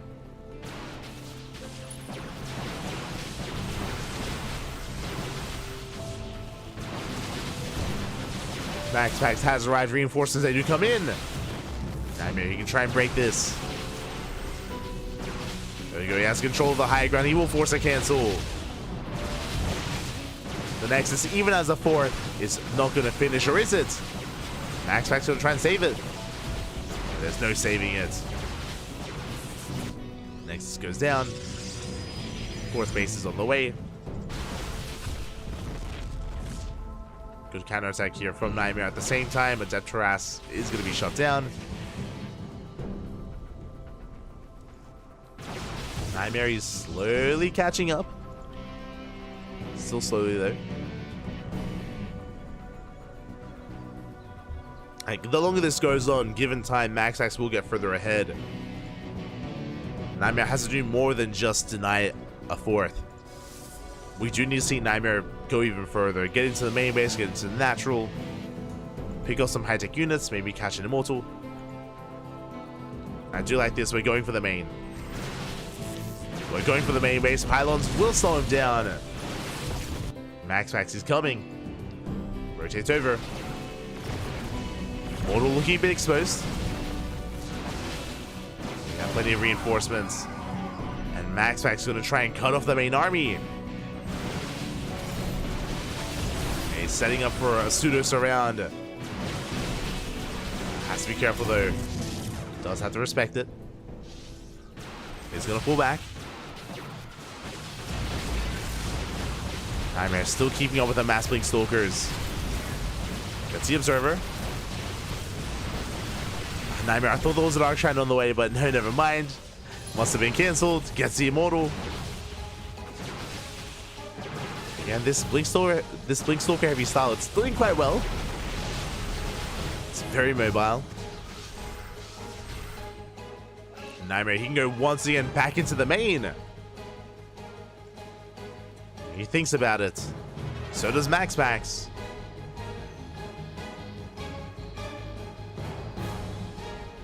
So does MaxPax. Meanwhile, DT Harass, it just keeps on going. Oh my god. Dark Templar here at the natural. We have more working up at the fourth. Oh, we do miss rally though. Two of them go down for free. And these here, they're stuck move commanding as well. Okay, good cleanup. That could have been so much worse. As we still don't have cannons, I'm a little bit in shock. I understand that cannons, they are a bit of a waste, like they can be quite expensive, but if we're giving this much to DTs, it's worth it. It's worth investing because we're losing so much. We're losing too much. Zeldon on the right, DTs in the main. DTs here at the fourth as well. And we got 14 probes. We depower some gateways. We got more transferring workers. And Nightmare is just getting pulled apart. Getting even more damage done, and the main army is going straight for the third. And there's nothing here to defend. And the Dark Templar did a great job distracting Nightmare. And the Nexus should fall.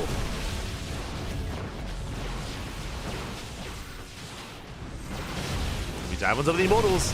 I mean, Nightmare's all in. Nightmare's all in. He does have the supply lead. It's now or never for Nightmare. The Zealots, they're stuck behind the army. No charge, no shot. The Slowlots, we can't keep up. Despite the supply lead, it doesn't even matter. The Zealots, they do nothing. Ay, ay, ay. I thought maybe with charge outs, maybe with the supply lead, maybe Nightmare's able to do something, but no, not anymore. And now MaxPax, for the first time in a long time, takes an army supply lead himself. Charge is now done, but at this point, it's too late.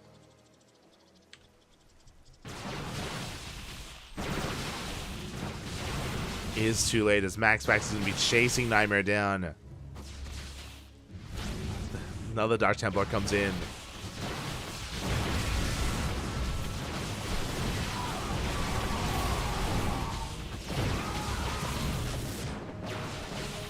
We're going to be chasing this back at the same time. More DTs are welling in. Finally, we have a cannon, but it may not be enough. Yeah, the cannon goes down in a handful of swipes. There's no shield battery, no overcharge to keep it alive.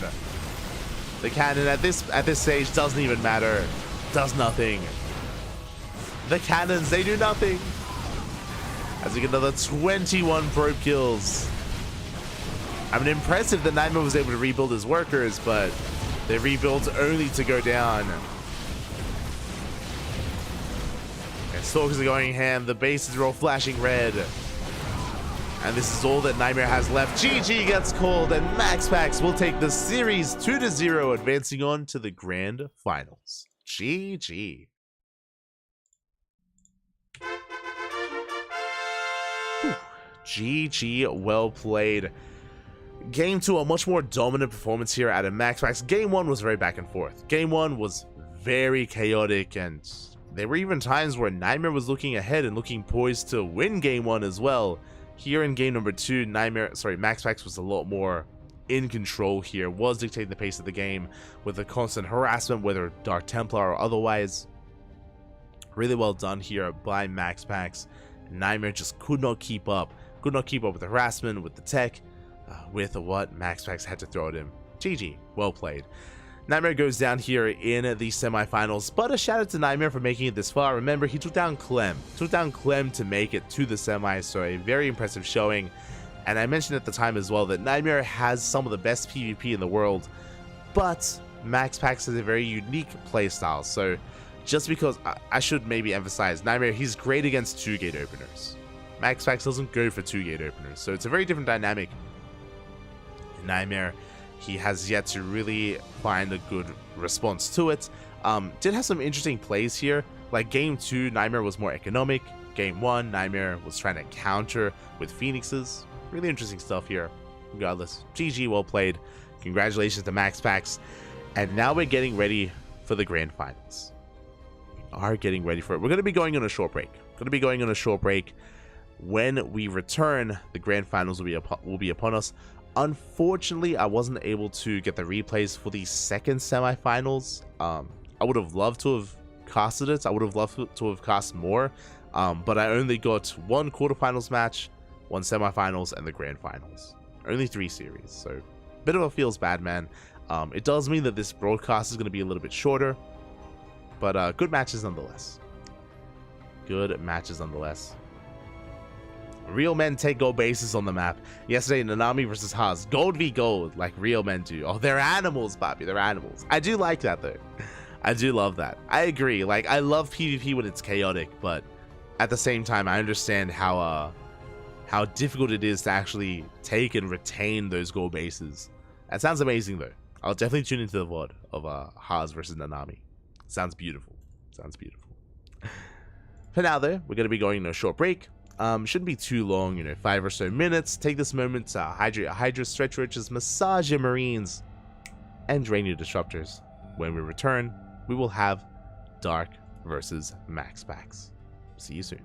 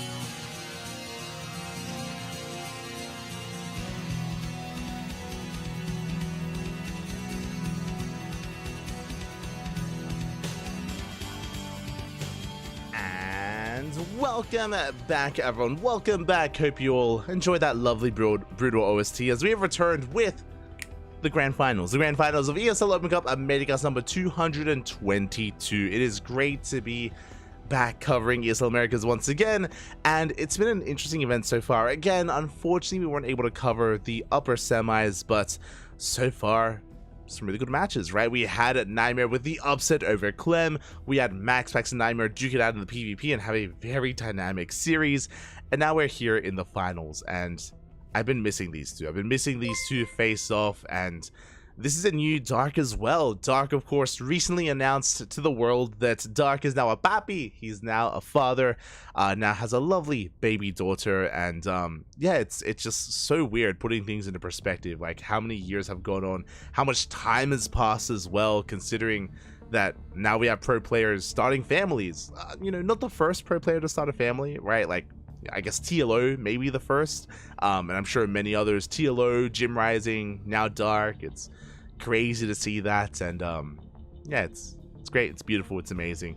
And as we're getting ready for the grand finals, a big shout out to Sort of SC. Papi, ¿qué tal? ¿Cómo estás? Hope you had a great stream, hope you had a great ladder session. Welcome, everyone, welcome to our replay coverage of ESL Open Cup Americas. These matches were held a couple of days ago, 2 days ago in fact, so you may have already seen them. If not, or if you have, no spoilers in the chat. We're experiencing them ourselves for the first time. We are going over these for the first time, as we're just catching up on matches that did occur earlier this week. But welcome, everyone, welcome. Again, hope you had a great time. Gracias, papi, gracias. Hope you're doing well as we're diving into Game 1 of the Best of 5 Grand Finals. Let's go. Let us go. Meanwhile, as of late, it's been a little bit harder to judge where MaxPax is and how he compares to everyone, just because obviously MaxPax wasn't a part of IM Katowice. He got knocked out earlier in Masters Coliseum, and MaxPax was ineligible and unable to compete in Stars War 11 as well. So there's a lot of events that have been going on that unfortunately MaxPax wasn't a part of, but he's still tearing it up here in these online weekly tournaments. And here we go, spawning in the bottom left-hand corner of Alkione, we have our red Protoss player representing Storm Gaming. It is MaxPax. And spawning in the top right-hand corner, we have his opponent. We have the South Korean Zerg player, the Blue Zerg representing Talon Esports. The new papi himself, it is Dark. Let's go. As we're loading into one of the older maps in the map pool, Dark has been very fond of going for gold bases on Alkione. Speaking of, the drone has mined through the mineral patches and we are rushing into that gold. Again, a very common strategy on this map for Dark. We have seen him time and time again take the gold base either on the right or even on the left-hand side, towards the center of the map instead. And we'll see how MaxPax responds and how he reacts. For now, MaxPax, he has scouted across the map, he's checked the natural going into the main, and for all he knows, the unnatural natural could be taken, so MaxPax has yet to confirm what is going on. Now, something that has been quite common with the Korean Protosses, players like Hero, players like Nightmare, players like Classic, they have become very accustomed to scouting this goal base early on, against Dark on Alkione. If you watch their games, very quickly they are one to scout and check this position, just because Dark is so fond of expanding here. Sometimes it pays off, sometimes it doesn't. Meanwhile, behind this, it is just going to be a gate expand here from MaxPax into the Cybercore, standard opener so far, and MaxPax, he is still actually being an annoyance in the main base. I mean, sure, there's a give and take here. He's forcing some inefficient mining, he's trying to be a nuisance and force a disturbance in the main, but as a result, he has not yet confirmed what is going on. We do have a couple of workers mainlining over, and now he is moving out to scout. Is moving out. If we had scouted this earlier, we could respond with a 2-gate opener. That's what is often done, to go for a second gateway a lot faster, to go for a double adept harass, but again, it's too late for that. As MaxPax, he sees the worker, he knows. He is now fully aware of what's going on, he checks, he confirms the gold, and what do we do about it? What can we do about it? Adept is on the way, is being running as we speak. Stargate is in production as well. So far, standard response. But it's all about the execution. Likewise, Dark, he knows that this base is under fire or under threat. He's going to be knocking down these rocks as quickly as possible so he can defend from the other side. Queen has arrived. Rocks are going to be focused. Adept makes it here first, though. And the Adept does try to focus down those drones. Gets a Ling. Does get Ling. Adept, the shields have been stripped. Rocks are falling. And it looks like Darky has defended, not losing any drones. Not yet. Was delayed mining time, but it's gold minerals that he's getting, so we're able to make up for that. Second Adept has arrived. Lings are amassing. And we're denying the Adepts from getting close to this mineral line. Oh! They do get in. They get one. Whew. One drone goes down. Meanwhile, behind this, we're not droning. Behind this Dark, he is not droning up. He's not saturating this gold base. He's flooding Lings. Lings are flooding across the map. 3 Lings. They do get into the main base. Oracle is on the way, and we have more Lings on the horizon. More Lings are coming. And there's no shield battery. Oh, the shield battery is late. We get a good surround here on the cyber core. The Oracle, though, is going ham, and we have to respect it. We do respect the Oracle, and there it is. GG gets called. Speaking of respecting the Oracle, we got a full wall off, and Max will defend. We'll take game number 1. GG. Whew. Oh my god. GG, well played. Max initially wasn't able to punish the gold base, but Dark was all in. Remember, he cut workers at 18. It was 18 drones. I believe he didn't make more than that. Did have a third base on the way, but it was only for Larva, and it was all or nothing there for Dark. He almost broke through, to be fair. Almost did break through, but unfortunately was, or did run out of steam there, as the Oracle did arrive, as the wall got up and running, and Max takes the first game. And now we're getting ready for game number 2. Now we're going from some of the older maps into some of the newer maps. And I was gonna say, thankfully there won't be a gold base to tempt Dark into going for a gold rush. But that is not the case. We're loading into Dynasty. I'm curious. So we just went on a bit of a rant. We were casting Nightmare versus Max earlier in the semis on Dynasty. And we were talking about how the gold base is a bait and it's so difficult to defend. And because of that, neither player took the gold until, and they only took it as a 4th. They took it as a 4th base of all things. Our Zerg player here has been a little bit more intent on taking this base a little bit earlier, but we'll see. As spawning in the bottom left-hand corner of Dynasty, we have our Danish Protoss player. The red Protoss representing Storm Gaming, leading the series 1-0. It is Max.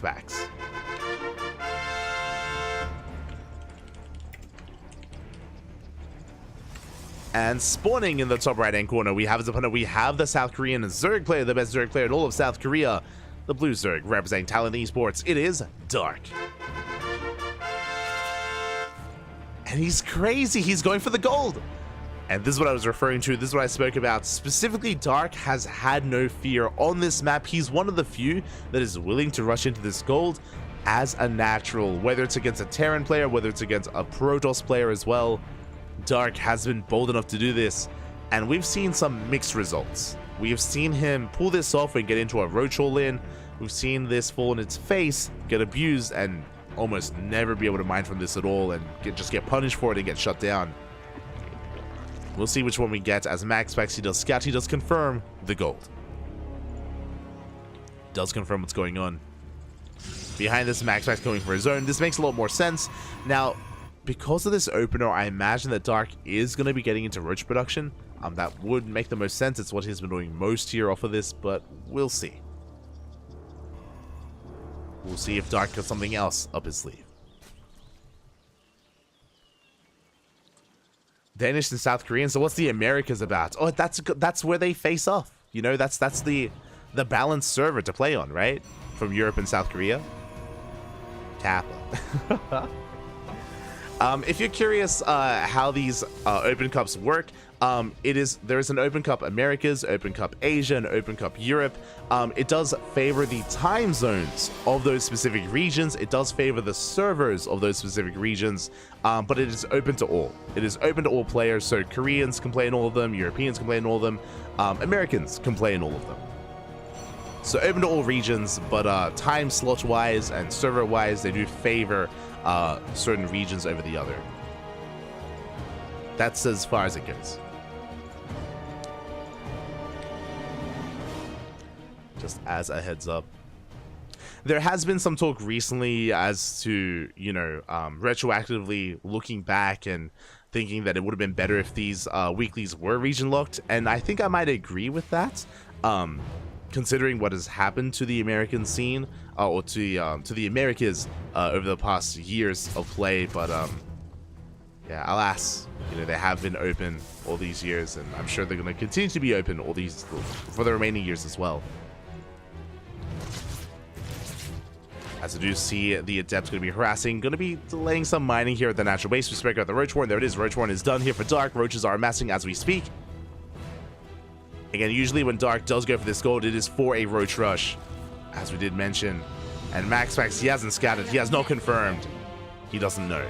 He is denying mining time, which is good, but really this is a distraction. It's a distraction while Dark is moving out with his Roaches and flooding with Lings across the map on the right-hand side. And MaxPax, he does not have eyes on this. Not yet. Now he's moving out with his Oracle. His gold base is up and running.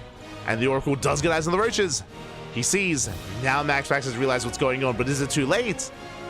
Adepts are coming back in. Oracle is going to try and chase this down. Adepts have to recall back home. And we're going for the main. What do we have to defend? We have Inner Panic. Shield batteries on the way. 2 shield batteries get thrown down. A backup pylon as well. Void Ray is on the way. But is it too little too late as Darky has arrived? Takes down a pylon on low ground. Going for the main. Shield batteries, they need a little bit more time. And we break in. We bust into the main base. The wall is not a wall. We go straight for the shield batteries. Boys are being pulled. We get one. And we're getting the other. Both shield batteries fall. And there's just not enough DPS. There's not enough here. Gateways, they're still finishing up. And Dark, he has control of the main. The Void Ray is doing quite well, though. Focusing down the Roaches. Roaches and Ravagers are getting targeted down. Lings, we're running out of Lings. We're running out of steam. And we don't get that many probes. Good defense. So far, good defense out of MaxPax. I say that we're bleeding out a couple more Lings, and we still have not walled off. Ay, ay, ay. And the second wave of Lings, they get in and they wreak havoc. And now damage is done. We get 12 kills here in the main base. 14. Void Ray does deny mining here at the gold. The wall is still wide open. Lings, they keep flooding in over and over again. And we are dealing crippling damage. Bearing in mind, though, that Dark is also on a low drone count. He's on 23 drones against 22 probes.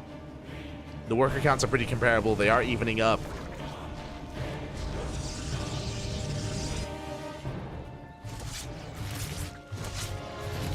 And we're in an interesting game state. So Dark does not kill MaxPax. He does do enough to even things up. I think I want to favor MaxPax in this position, kind of. I mean, sure, like worker counts are similar or comparable with each other, which is better for the Protoss. Oracles are moving out for some harassment. But the downside is that MaxPax has no tech. There's no Forge, there's no Twilight Council. There's no Robo, there's no greater tech for him. Things are harassing once again. Void Rays, they run into Queens. They do get an Overlord. Void Rays do survive. And can we deny the third? Alas, I don't think we can. If he had gone there first with the Void Rays, then maybe he forces to cancel. But now we have plenty of Queens. Yeah, we're in position. Dark, he will hold. And the Queens, though, we do have plenty here to defend as well. 3 drones. And now Dark, he's taking up into his lair. Likewise, MaxPax now throws down his Twilight Council on his Forge. Both players are recovering. Both players are standing back up. And this is, yeah, just a really weird game state. A very weird game state here. For both MaxPax and Dark. We're just going to be settling down. I think from here we just sit back, and we look to stabilize. We do have a bit of a slow lot push here from MaxPax. Still being active with his Oracles, of course. Still active with what little he has. Does find his way into the main, gets a drone. Gets a drone. He also scouts, confirms the tech, confirms that Roach Speed is on the way. Is where we're still investing into Roaches at least. Ooh, as one Oracle goes down. Good pick off. Meanwhile, the slow lot push has arrived. Adepts are wreaking havoc. 6 drones go down. Good damage dealt here by MaxPax. Very nicely done. We get 7 drones in total.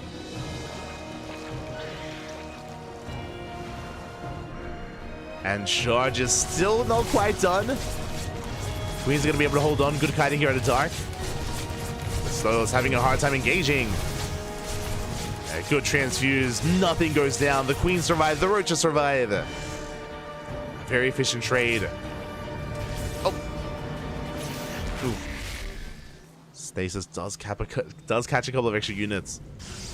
Throughout all of this, though, MaxPax has been probing. Working on +1, so as that gateway explosion.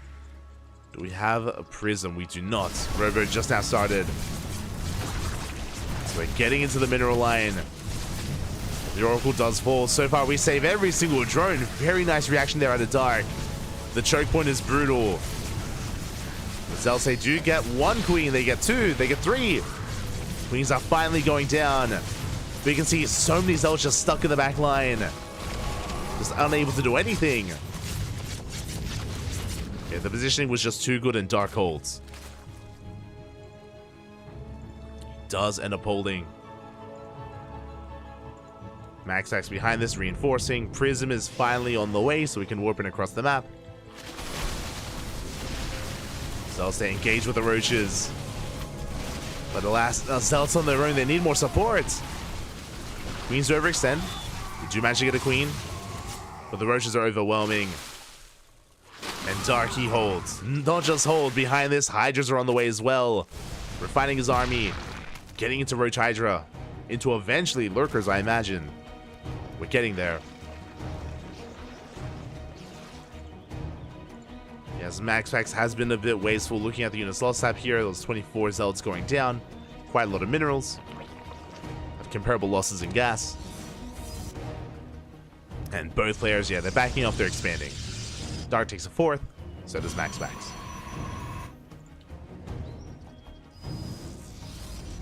So does MaxPax. As we're setting up for a drop here towards the gold. Setting up for it. Again, good crease red here by Dark. He's able to get in position. Does defend. Even catches a Void Ray. Good catch there by Dark. And he's cutting workers at 43. He has barely droned his 3rd, by the way. 43 workers. It's all he has. Dark, he's going for an all-in. He's going for a big Roach Hydra all-in.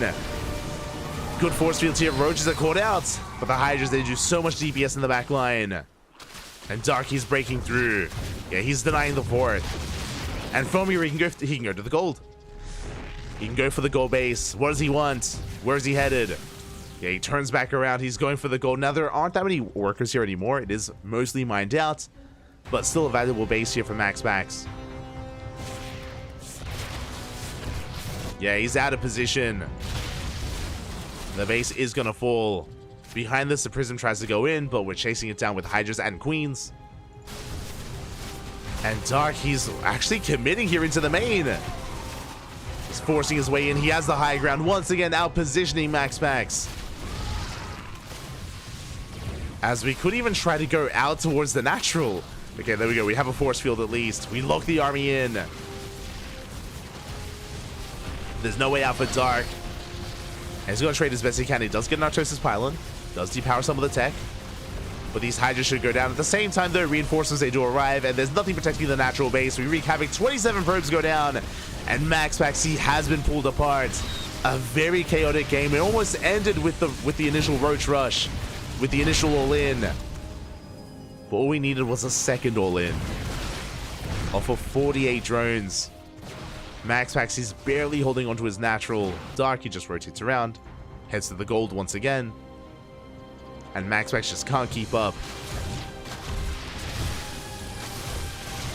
All the workers go down. And now he's all in. MaxPax completely all in, going across the map.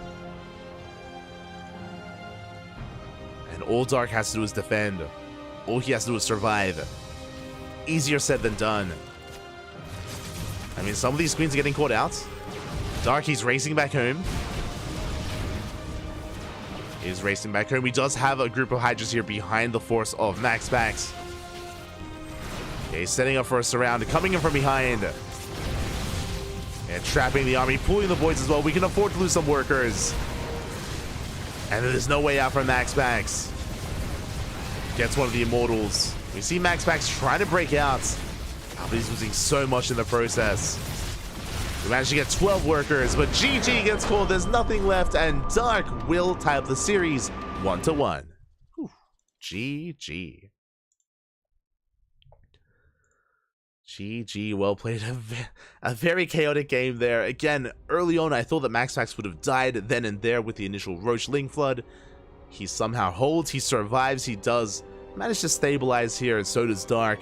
But it did look like MaxPax was a little bit too wasteful in the follow-up. Remember just how many Zealots he threw away trying to break that third base of Dark. Again, we should praise Dark for his defense there as well. Very impressive with his Queens, with his Roaches, and MaxPax was punished for it. And from the follow-up there, MaxPax assumed that Dark was going to be droning. Dark wasn't droning. He cut workers at 48, went for a second all-in. GG. GG, well played. MaxPax, he gets caught with his pants down, and now we're getting into game number 3. As a reminder, it is a best of 5, so this is not an ace match. Not yet. We're getting there. We are getting there. Let's go. As we're going to be spawning in to side Delta. And spawning in the top left-hand corner of side Delta, we have our Danish Protoss player, the Red Protoss, the best Protoss in all of Europa. Representing Storm Gaming, it is MaxPax. And spawning in the bottom right-hand corner, we have his opponent, going for a 15-15. We have the South Korean Zerg player, the Blue Zerg, representing Talon Esports. It is Dark.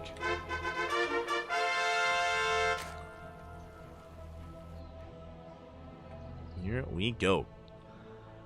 But it is going to be a 15 hatchery timing here, which is slightly earlier. The purpose of this build from Dark is to get your hatchery before the drone arrives, to be able to get it up and running at its natural location. If you're familiar with ZVP, then you'd be familiar with the fact that most Zerg players early on have to throw down their natural bases elsewhere at the triangular third or the linear third base, just because of the probe timing, because of the probe harass from the Protoss. Alas, that's where the 15-15 comes into play. Does allow you to be more secure early on. The downside of this build from Dark, as he should be going for a 15 spawning pool, is that the gases are late. The gases are going to be delayed here for Dark. It does mean that he can't be as assertive or as aggressive early on. That is the upside for MaxPax. Even though he can't disrupt the early game, he should be feeling pretty safe. Should be feeling pretty safe and sound here in Game 3.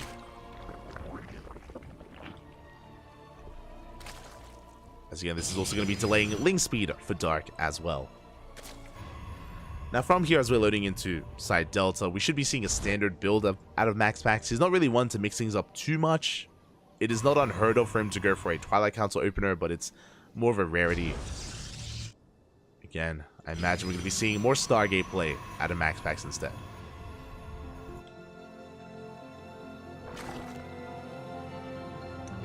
As spawning pool is done, we're getting into our Queen production. To make up for the opener and the lack of Ling speed, we're going to be skipping Lings early on, going for Queens, droning up as best we can. Relying on Queens initially to defend. And just preserving our lava just for droning. As the Overlord gets across the map. Warp Gate is not delayed. Okay, there we go. Never mind, we cancel it. I was like, yo, we have Warp Gate on the way. We cancel Warp Gates. So the reason for this, Stargate opener. This is a Stargate opener here out of MaxPax Dark. He sees, he confirms, he knows. He is aware of what's going on. And we should be seeing an initial Oracle.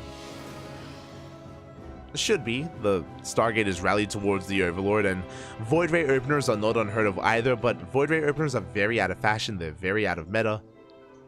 They used to be a lot more popular a couple of months ago at the start of the year, even December of last year. But they have fallen off quite a bit. We see them every now and then.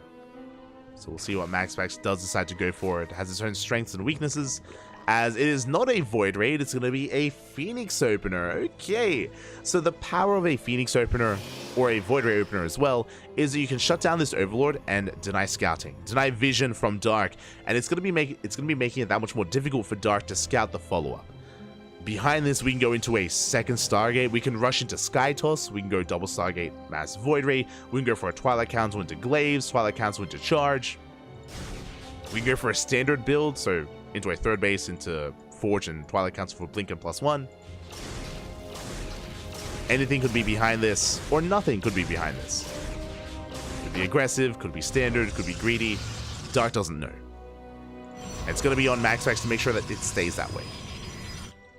As Phoenix is moving out, looking for more Overlords, forcing Dark to turn all of his Overlords around to bring them back home. Behind this, MaxPax is going for an Oracle, which is a little bit unexpected. So Dark may not be ready, but he does have Spores on the way, thankfully. Does have Spores on the way, just to be safe. Oracle making its way towards that main, or towards the third. And we'll keep our eye on what tech gets thrown down from MaxPax. That's what I'm most curious about. Whether it's a Twilight Council, a Forge, we skip the Forge, Robo, and there it is, Twilight Council and Forge gets thrown down. A standard follow-up here by MaxPax. And again, Dark is unaware, so he should be playing safe. Should be playing safely here. But now, droning up, keeping his queens in position, in his mineral lines.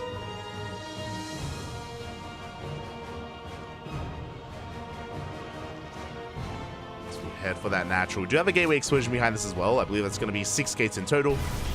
Oracle, they do get in. Queen gets lifted. We get 2 drones here at the natural. Very nicely done.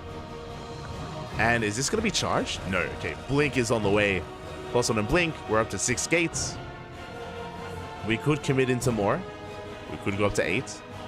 We'll see how aggressive MaxPax plans on being. As Dark does throw down his Roach Warren here at the 5-minute mark. Ooh, as a Phoenix goes down. We do get 2 more drones. It's going to be 5 drones in total for 1 Phoenix. These losses aren't too big though. Like 5 workers is still acceptable losses for Dark. He has been able to retain his mineral line, maintain his drone count. He's been able to survive. And now he's getting into his Ling Roach. The Oracles are still being active, but without the Phoenix, they're a lot less threatening. Behind this, our upgrades are on the way, Robo as well. I'm curious if we're going to be skipping Warpins or not. From here, we can try to commit with Blink Stalker Aggression, or we can just take a 4th. And tech up into a Robotics Bay, into Colossi.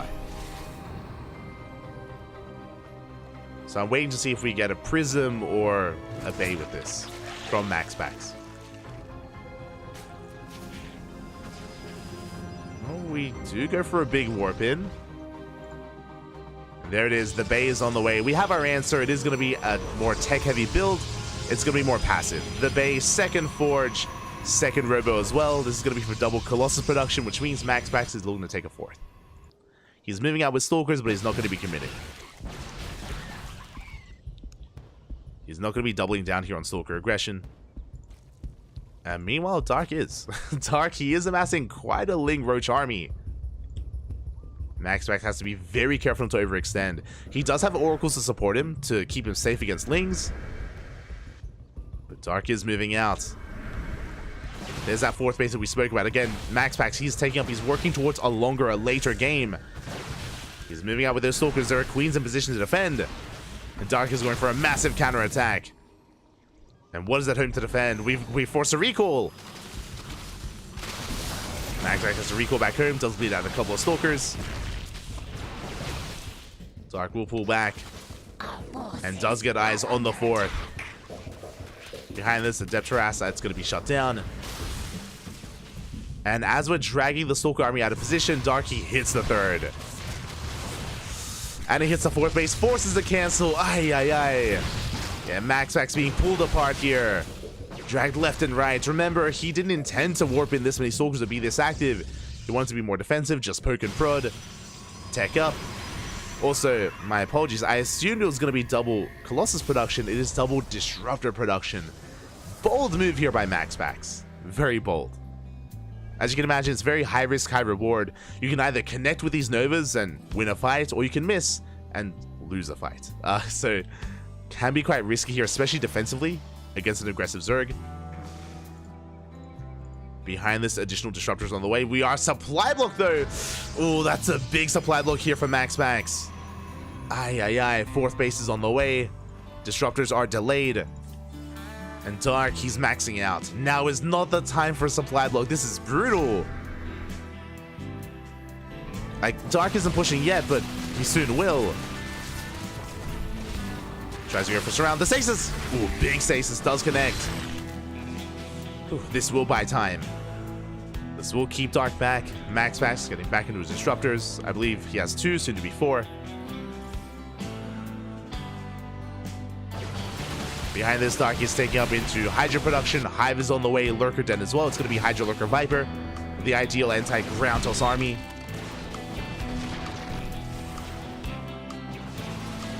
And Max, the pressure is on him to counterattack because of his delayed fourth, because how late it is. Never goes up. Up. Ooh, doesn't connect. Good splits out of Dark. Ooh, much better connection though. Big Nova here on the Roaches.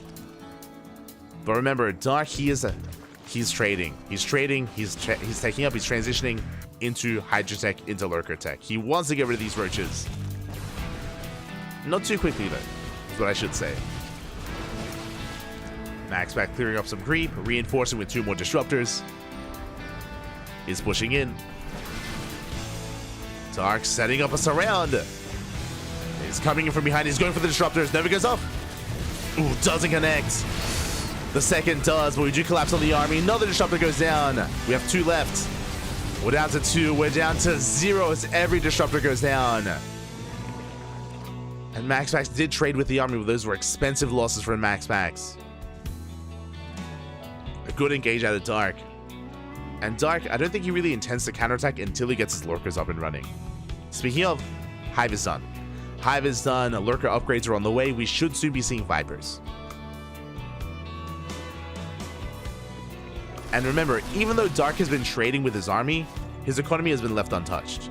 He got the faster 4th base, got the faster 5th base, he was able to join up to 80. It was Max who was struggling in the economy, not Dark. So Dark could afford to trade. Now he's getting into those Lurkers. Never goes up, doesn't connect. The Prism! Oh, the Prism barely does escape. Nova is gonna be going off as well, not quite. Dark doesn't chase. So the run-by going to be distracting him. Dark only losing 1. Oh, only 1 drone. Soon to be 2. Good reactions here out of Dark. At the same time, Max pushing back in, trying to pull Dark apart. But the Lurkers, they've arrived.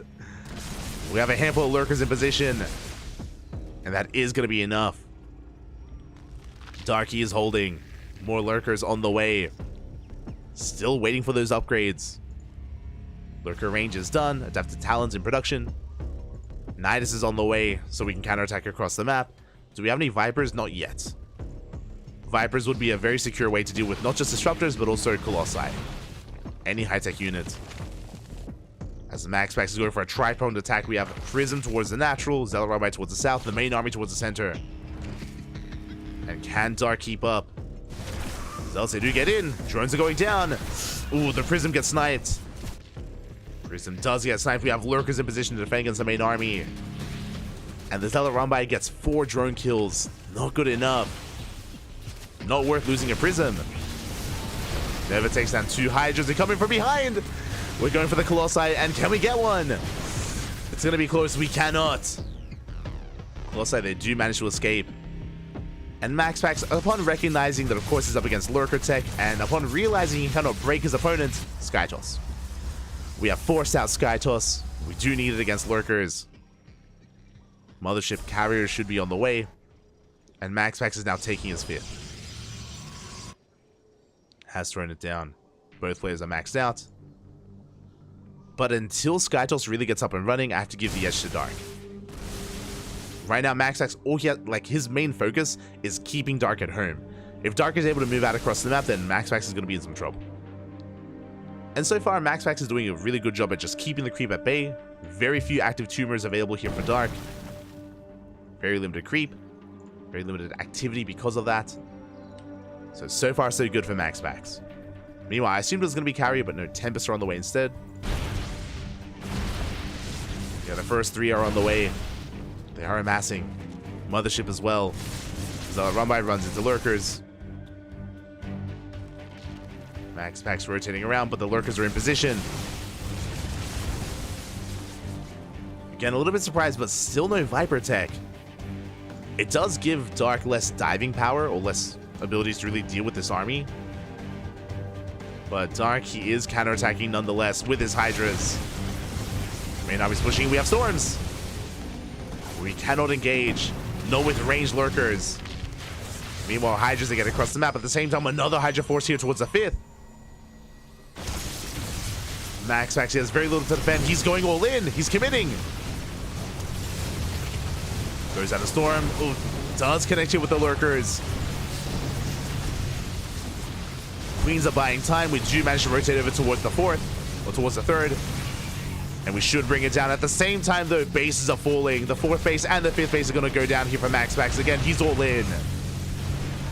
Gets a hatchery, but you can see how battered and bruised this army is. And Max Pax, he gets supply blocked. Now is not the time as we keep on pushing. Dark, he gets 2 bases and he's not happy with 2. He wants a 3rd. And Max Pax, he's racing back home. But what's he coming back to? As Dark is even sneaking into the natural.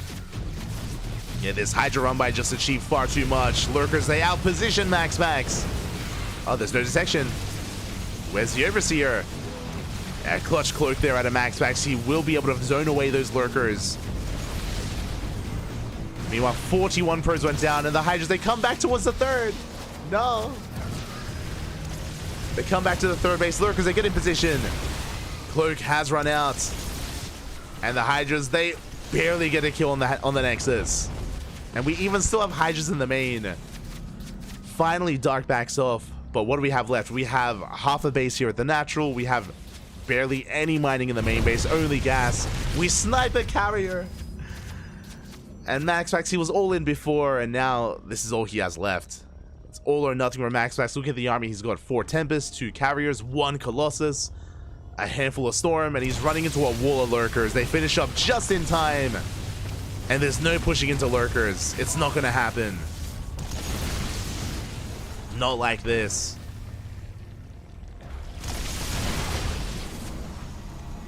And again, like, I don't blame Max Pax for turning back around, because how do you try to base trade against a wall of lurkers to begin with? He couldn't. That's why he dealt with the 3rd base, then had to go back home.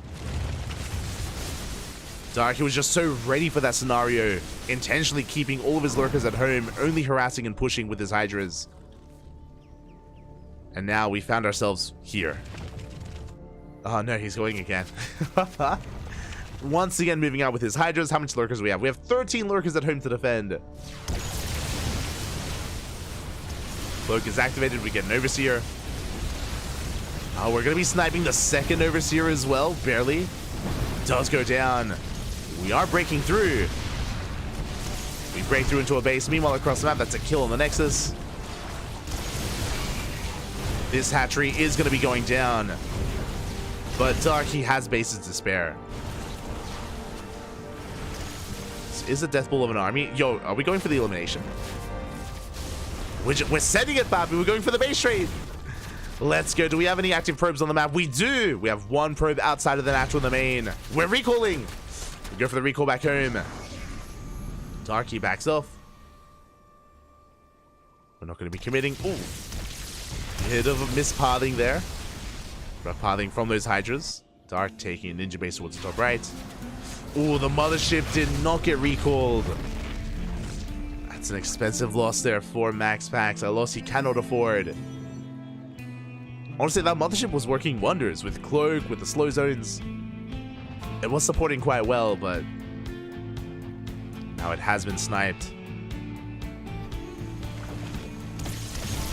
And again, the longer this goes on, the better it is for Dark. And now Dark doesn't need detection. Hydra's going back in for another counterattack. Lurkers, they burrow in as well. Oh my god. Big spine shot's gonna be going off. Looks like we do collapse on these lurkers. But the Hydras, they will clean up. They shut down the Archons and the Zealots. At the same time, the main army's pushing in. We do break through the first line of defense. We break through a handful of lurkers. The Skytoss doing well. And we gotta keep pushing. Do we commit to the base trade again? Do we? I think we are. And Darky gives up on the base. Hatchery goes down. Nidus across that, which means we can Nidus back home. Or drones can evacuate. They are. Are they? Go in, Poppy. Get out of here. And we're catching out the drones. A lot of workers going down. Nidus does finish. Lurkers, they get across the map. And Max Pax, I don't think we have anything available here to throw down a building. I mean, he doesn't have the money for it. He's down to 25 minerals. Has no money left. Recall's on cooldown. And Max Pax, he may be forced to tap out as every building is falling. Max, what do we do? He's waiting for the recall. He goes for it. Recalls into the main. Oh god, that's a lot of lurkers though. And the lunkers, they're going ham on the ground army. And the immortals are going down. The Colossus as well. It's only Skytoss left. We're down to 3 Tempests and 2 carriers. Meanwhile, Dark still has top right. We have the 1 Immortal. Gets found. And Recall was just used, which means Dark, he could once again just send his army across the map. What do we have? How many Hydras? Ooh, 1 Hydra, soon to be 7.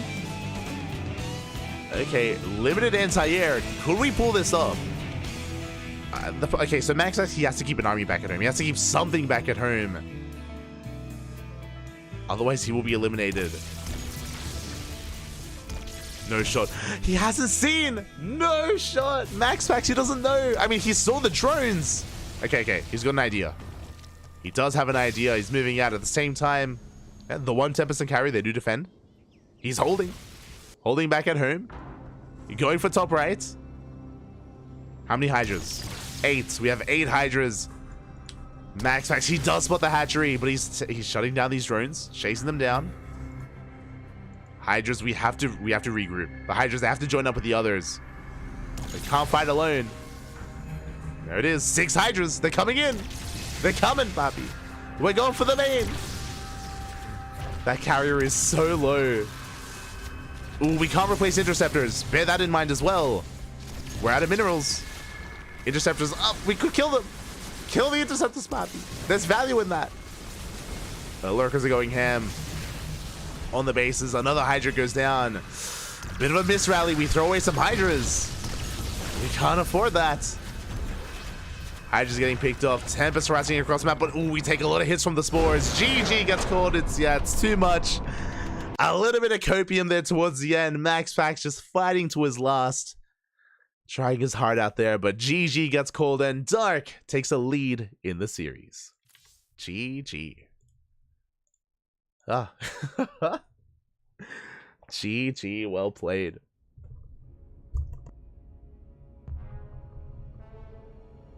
Let's go. And with that, Dark does take a lead here. Again, it was a very dynamic game where Dark, he was looking in control for most of it, where he was able to successfully tech up into lurker tech, successfully defend his bases, counterattack multiple times across the map.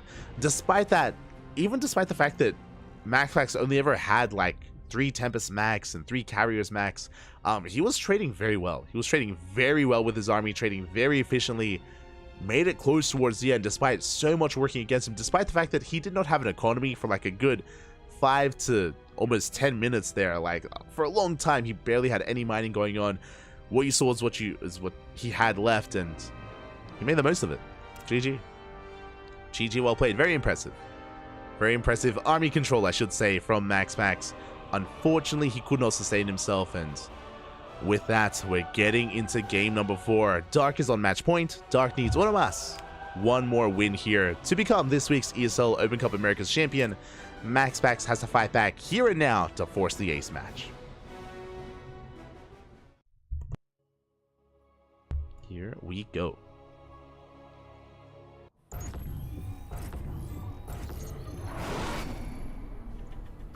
catching up, and here we go. Spawning in the bottom right hand corner of Oceanborn, we have our red Protoss player from the land of Denmark, representing Storm Gaming.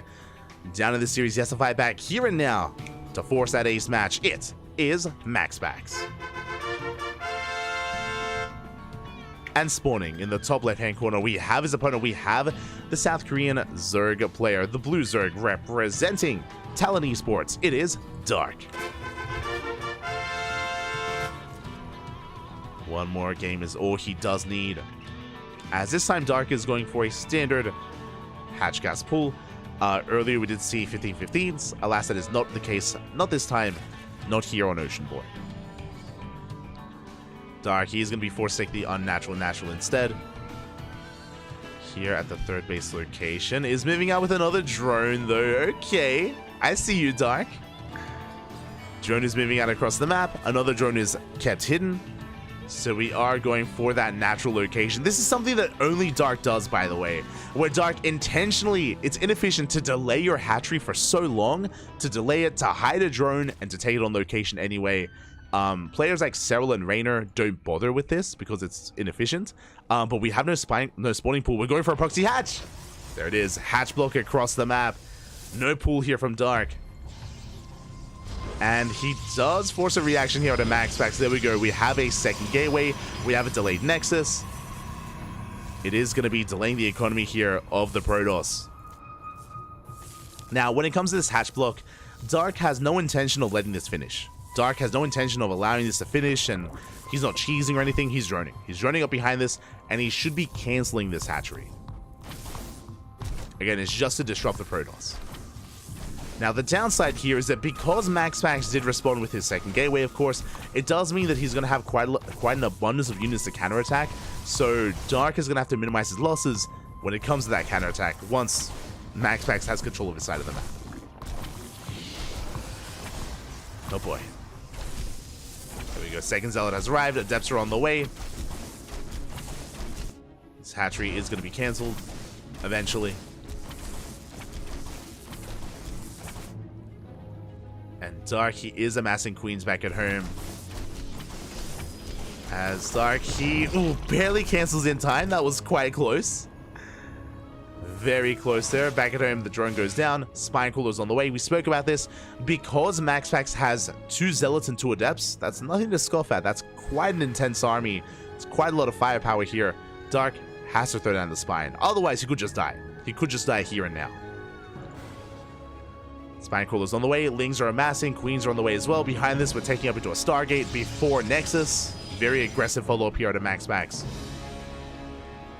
And the Spine Crawler does finish in time. Glory to the Daylon. The Spine is revealed. The Depths threaten to shade into the main. There are plenty of Lings chasing them down. Dark is holding. We do pie past the Spine Crawler though. You slip by. So far, Darky does pull away. Okay, good positioning so far. Another Adept has arrived. Lings are flooding in. Dark doesn't want to overcommit, but there we go. He gets us around. He's going for the Adepts. He gets one. Gets one. He gets a second Adept as well. Big pickoffs. Expensive losses there for MaxPax, and Darky does hold. MaxPax behind this, getting into his Oracle production. He's not done. Not done yet. Got the first Oracle moving out. Second Oracle's on the way. Now Dark can take a third. Remember, he delayed his third until he could defend and deal with those Adepts. So a very messy start to the game. Not standard. Oracle gets in, gets one. Oracle gets one drone, but it takes a lot of hits. Takes a lot of damage. MaxPax, get the hell out of there. Does get out of there, getting into a triple Oracle. MaxPax, he should be expanding. There we go. Third base is now on the way. Again, it's been a very unorthodox start to the game, but we're settling down into a 3-base setup for both players. Things are calming down. As we can settle into Oceanborn. Speaking of Oceanborn, this is where I should mention as well that Dark is very fond of all-ins on this map. There's a lot of power behind these 3-base roach timings off of 66 drones or even less drones. You can apply a lot of pressure, you can commit. And this third base can be quite vulnerable as well. The reasoning for this is because there's no point of elevation. There's no like high ground advantage that you would otherwise have on other maps. So it is a little bit more exposed. There it's on the way. We're taking more gases. No Roach Warren yet. Interesting. Okay. As the Adepts are going to be clearing up as much creep as they can. Will they shade into the natural? They do commit to the shade. They do commit to the shade here, but they're going to be going down. They managed to get a couple of drones at the third. Oracles will escape. Oof, I spoke too soon. One Oracle goes down. So do the Adepts for 4 drones. Not the best trade there. That's 6 Adepts, 1 Oracle for 6 workers in total. The Oracles themselves are quite low as well. And it is going to be +1 melee. We are throwing down the Roach Warren. So it is going to be Ling Roach here out of Dark. 4th base is on the way, at least for Larva for now. And MaxPax's follow-up is going to be +1 and Blink. Now, winding it back to the previous game, we're going to be keeping an eye on the follow-up here. Whether or not MaxPax commits to more than 6 gateways, and how tech-heavy he is. How aggressive he wants to be. We do have a faster Robo. Robo is on the way. But now he's getting up to 4 gates as well. And MaxPax is doing a good job here, just denying creep. Throwing up whatever he can. Keeping Dark busy. As Dark, he's droning up to 70. Okay, he's droning up. He's saturating his 4th base. He's going for a longer game. Dark, he is macroing. So no all-in here from our Zerg player. 5th base is on the horizon as we speak. Meanwhile, MaxPax is teching. He stayed on 4 gateways, and he's gonna be investing here into Archons, into Storm. Not into Colossus. Not yet.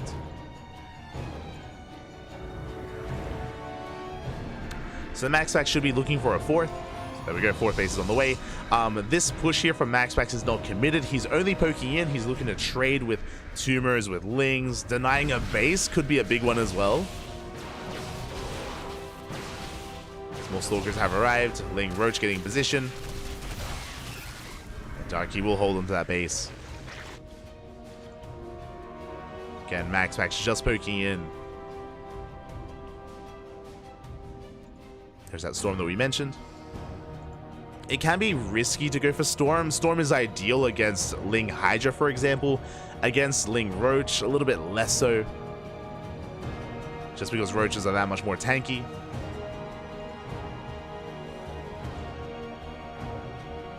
But we'll see how we can make use of this.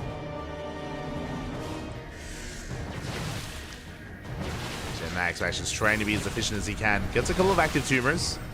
Blinks back to the safety of the stasis traps. Big stasis goes off. Dark does get punished for chasing him down. And MaxPax doesn't lose anything. Behind this, +2 is on the way. There's that gateway explosion. We had 4 gates. Now we're going up to 8. A solid gateway count here on 3 bases.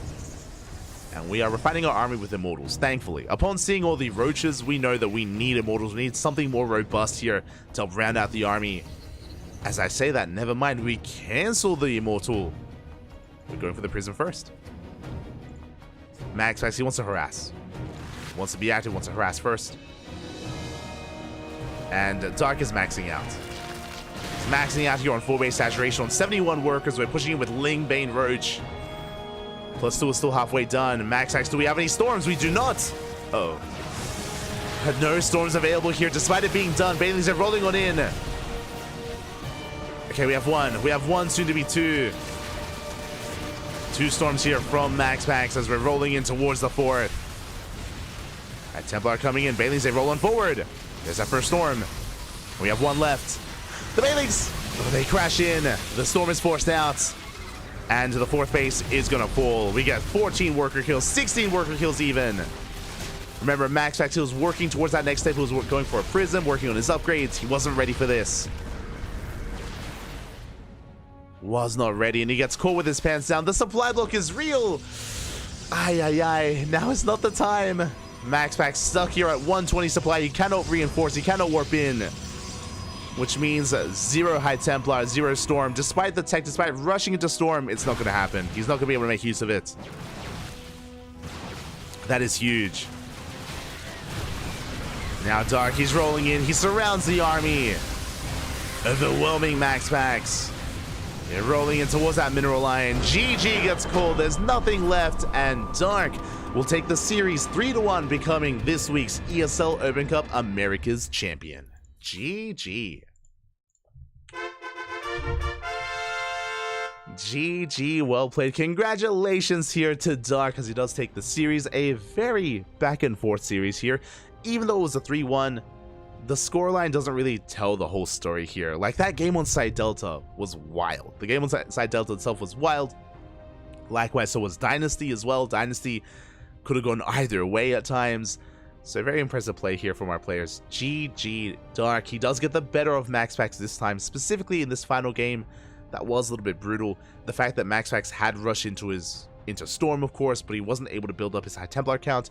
If you remember, he had, what was it, 4 High Templar, and he was forced to morph them into Archons first before the first fight.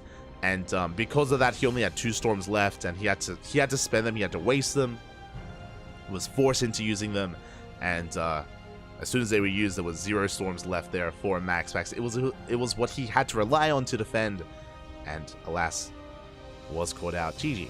GG, well played.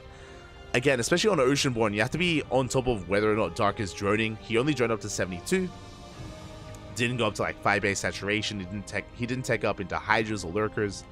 Just opted to max out, push then and there. GG. GG, well played. Congratulations. Whew. And with that, that does catch us up here with this week's edition of ESL Open Cup Americas. Again, this tournament was played out 2 days ago, and we missed out on it live, so we're catching up on it via replays. GG, well played. And I do apologize for not being able to cover the upper semis. I would have loved to have covered that, but we didn't have the replays available. Just basically followed Nightmare into Clem, into Max Packs, into Dark. Solid games nonetheless. GG. Dark's meaty hands cannot be stopped. No, they cannot, Papi. They cannot. New Papi win. Yes, yes. Oh, if you were unaware, if you maybe aren't on social media, or I imagine it was posted on Reddit, but Dark, he's a Papi. Dark, he's a Papi. He is a dad now. Again, it was recently announced less than a week ago, I think, a couple of days ago, that Dark is now a father, has a little baby girl now. So exciting times here for Dark. Again, he's been married for a while. There's a lot of the Korean pros that are married, if you didn't know. Dark is married, Hero is married, Soul is married. They've all got their pairings, and Dark is the first to start a family and to have a child. Exciting stuff. Really cool to see, really cool to hear. Fun fact, it was I think it was announced, Dark's child was announced on Sunday, I think. And I remember because we casted ESL Open Cup Asia on Monday, and Dark played in it. I was like, oh my, he's crazy. Dark, he's back on that grind set. You know, he's putting food on the table. Immediately after it was announced, did play in ESL Asia. Did love to see. So, yeah, very Zest-esque as well. I remember Zest was always one to play in ESL Open Cups every single week whenever he could, before military. So exciting times to come. Who's next is the question. Who's next? Who's next to have a kid? There's only been a couple so far. It's been like Dark, Namshar, Jim Rising, not the Chinese Jim, TLO. We're all getting old, Papi. We're all getting old. Smurge. So with that, congratulations to our new Papi, and with that, we're going to be wrapping up our ESL Americas cast for now. We're going to be going on a short break. I say a short break because we have some other games to go over. I have been putting some replay casts on the back burner just because I've been a little bit unwell, so I haven't had the opportunity to go for like an extended cast and go over some viewer submitted replays. So we're going to be going on a short break. If you're in the chat, these viewer replays are not going to be the highest of play. You know, they're not going to be pro gamers facing off. Sometimes we get pro gamers that redeem replays, but we have some lovely viewers in the chat that have submitted some replays that we're going to be going over. So it's going to be a little bit more chill. It's going to be a little bit more lax, not as serious, a little bit more fun, and I won't be as critical to our viewers either. You know, we're just here to enjoy ourselves. Usually, if a viewer submits a replay, it's because some nonsense happened, like some proper clown fiesta. Like, oh boy, I dread it a little bit. A little bit. It's gonna be a little fun though. Let's go. Let us go. Baby Dark will be GM at the age of 8. There was a meme. There was a meme that was posted that I loved. It was what was it? I think it was the Lion King. It was showing like Mufasa as Dark and Simba as Baby Dark, and he was like, one day, you know, all that the light touches will belong to you. Like all the creep, it's all yours. It's like, oh, it's beautiful. the next generation of pro gamer, mate. It's gonna be amazing. I look forward to it. Mini Dark, yeah. I would never let anyone cast my replays. I know I'm so bad. Oh, it's okay. We're all bad, Papi. We're all bad. No, there's no shame, Papi. There's no shame. We're all bad. But yeah, we're gonna be going in a short break. Short break here. I'm gonna be setting up the overlays. I'm gonna be setting up all of the graphics and the replays as well. And we'll be back with a couple of viewer replays. So look forward to it. I really loves it. Oh, you're an animal, Sounder. You're an animal. Otherwise, thank you so much everyone for watching. If you're interested, you can follow us on all the social medias, !socials in the chat. You'll get a link to our Twitter, Facebook, Instagram, YouTube, Discord, all things CranKy Ducklings. We are also co-streaming over on YouTube as well. So we're live on Twitch and YouTube, and on YouTube our VODs are uploaded immediately under the live tab. So if you missed out on our live cast, you can watch it on Twitch or YouTube via the VOD feature. If you're interested in that sort of thing, if you're interested in VOD StarCraft, we got you covered with daily StarCraft or daily VODs on YouTube. So you follow us there, you can follow us on, or you can support us on Patreon as well. We have our Patreon to support our tournaments. Speaking of, Sparkling Tuna Cup is this weekend. Sea Duckling Open is this weekend as well. What is that? This weekend we're going to be hosting a monthly Bronze to Diamond tournament. If you happen to be within the ranges of Bronze and Diamond, you know, Silver, Platinum, Diamond, Gold, Bronze, then you can participate and take part in Sea Duckling Open. It is it is MMR locked, or I should say league locked in that respect. So if you're interested, you can take part. Otherwise, thank you for watching. We're going to be going on a short break. When we come back, we'll have some viewer replays. See you soon.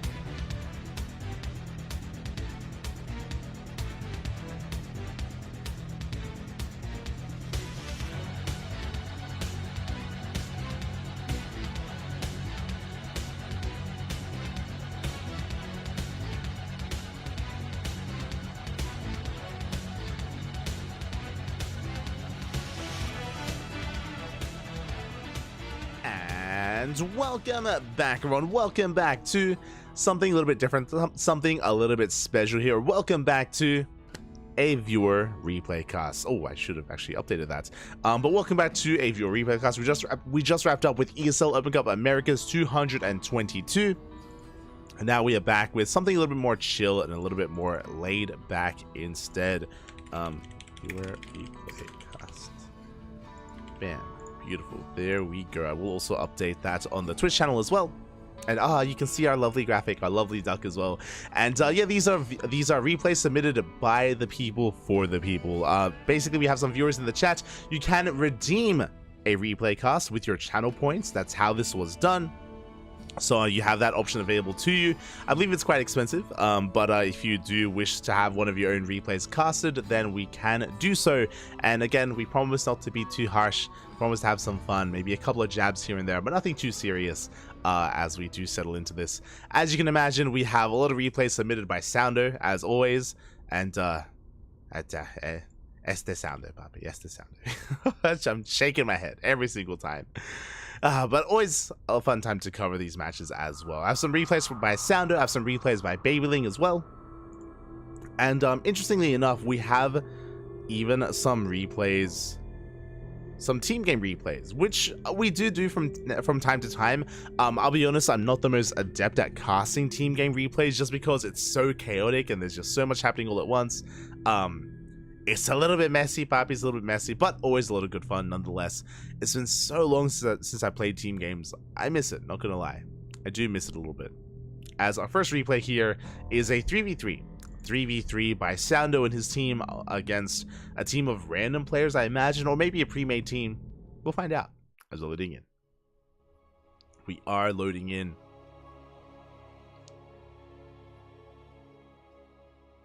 Favoring replays are always off tap. Always, Papi, always.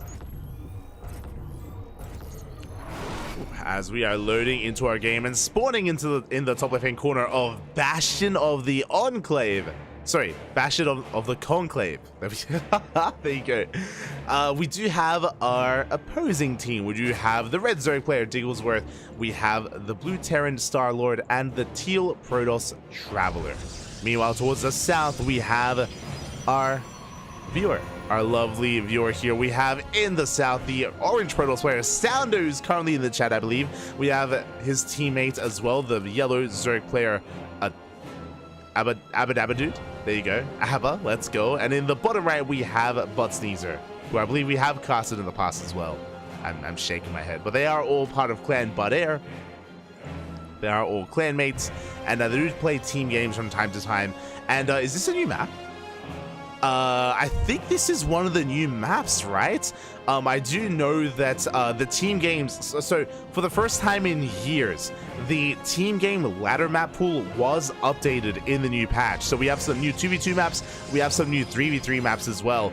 And there are island bases here towards the left-hand side, island bases towards the north. We have some pocket bases as well. As we talk about the pocket bases though, Sando is going for a proxy 4-gate. Let's go. The flower has been thrown down for gateway. Sando is going pretty all in here. His teammates likewise, we have a pool gas opener, so a pretty safe opener here from our yellow Zerg. Meanwhile, from our Terran player, we're going for a Rax expand as well. It looks to be a Rax expand from Butt Sneezer. So I'm not sure if I like this. It looks like Soundo setting up for an all-in. I'm not really getting that vibe from his teammates.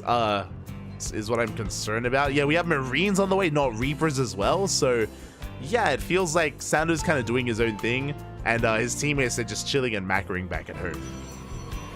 Meanwhile, when it comes to the opposing team, we do have our expansions on the way. Looks like a hatch gas pull. Yep, hatch gas pull out of our Zerg player. We're going for a 3-Rax opener here from the Terran, and from the Protoss, we're going for a gate expand into Cybercore. No, wait, sorry. 2-gate opener. 2-gate opener into a Cybercore here from the Protoss. So very interesting openers, like standard play here from our red Zerg player. Something much more aggressive out of our blue Terran and our Protoss as well. Meanwhile, now is not the time to be supplied. Here we go. We break out of the supply block. We're making 4 zealots at a time.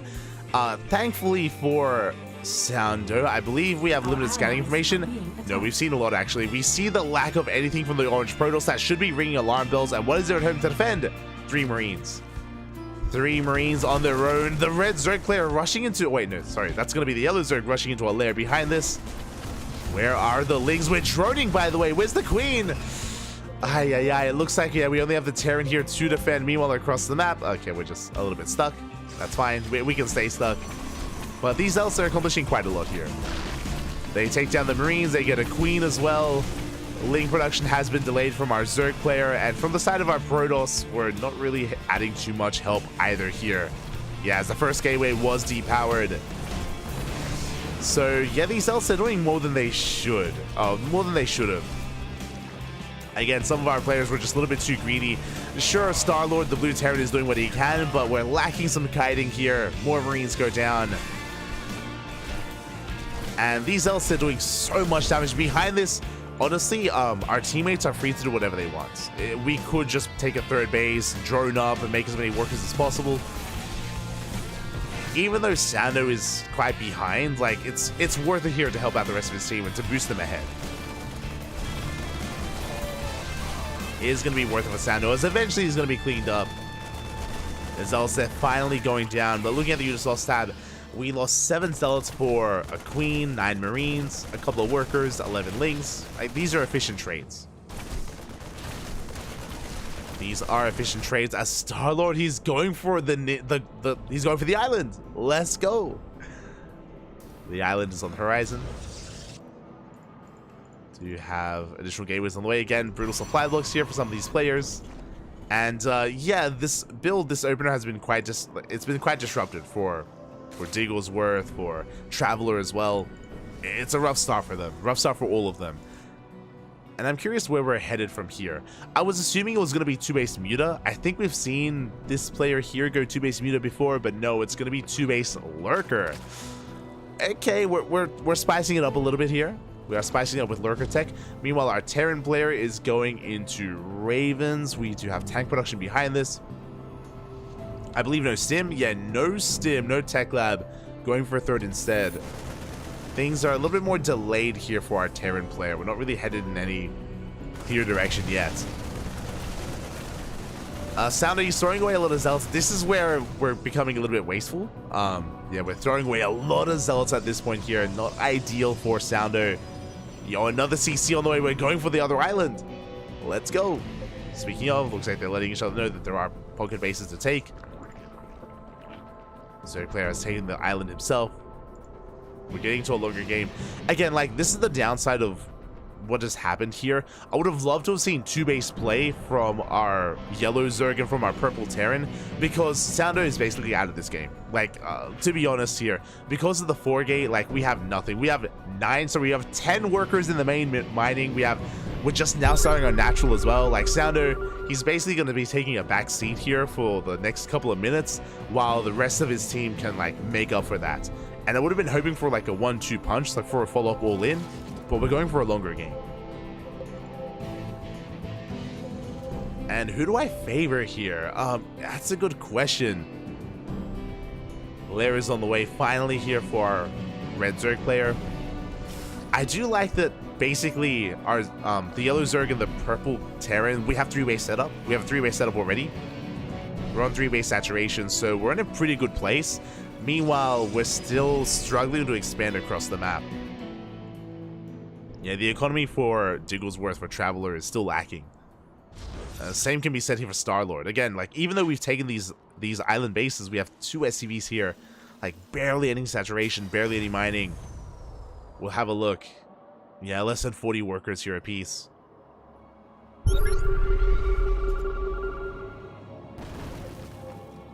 Not going to be ideal. Meanwhile, Traveler is going into Sky. Tells us, okay, we're making some waves. We're going places. I was curious where the purple Terran was headed, and we are going into Mass BC. We have 2 more starports on the way, 3 in total. Mass BC on the horizon. Thus, they do make their way into the main base. They're going to be cleaned up.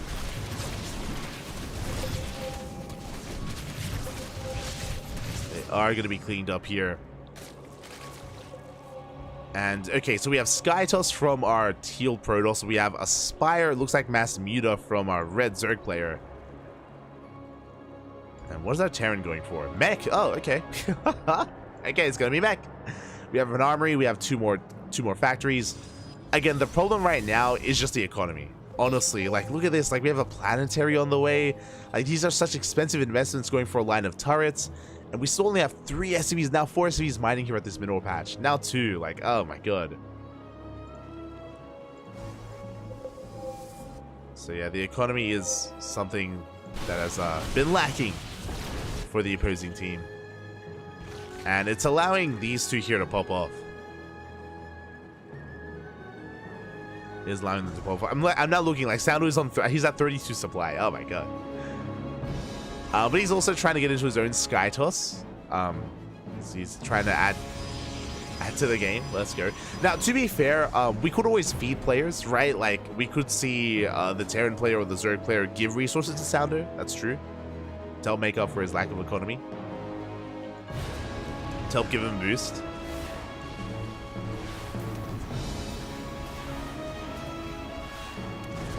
What happened here as bases are being scouted. Oh, the Purple Terran now on 4 bases. And these starports, they're getting up and running. BCs are on the way.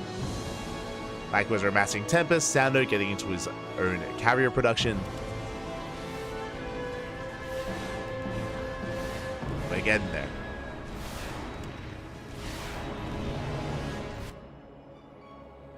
And there we go. Finally, the Mass Muta has arrived from the Red Zerg. What do we have at home to defend? We don't have much here in these corner bases. What I will say, though, is I feel like killing these probes from Soundo doesn't mean anything. Like, he's still not in this game, and it would have been worth it to go for one of the Terran mineral lines instead.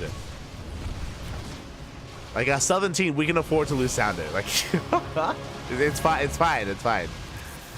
Phylon's gonna go down. We could try to collapse on the carrier. Yeah, the carrier will fall. But all this means is that, hey, this mineral line is safe and sound. We can see the Terran player rotating over to protect their own natural base. Stargates are going down. Soundo trying to take the center base instead.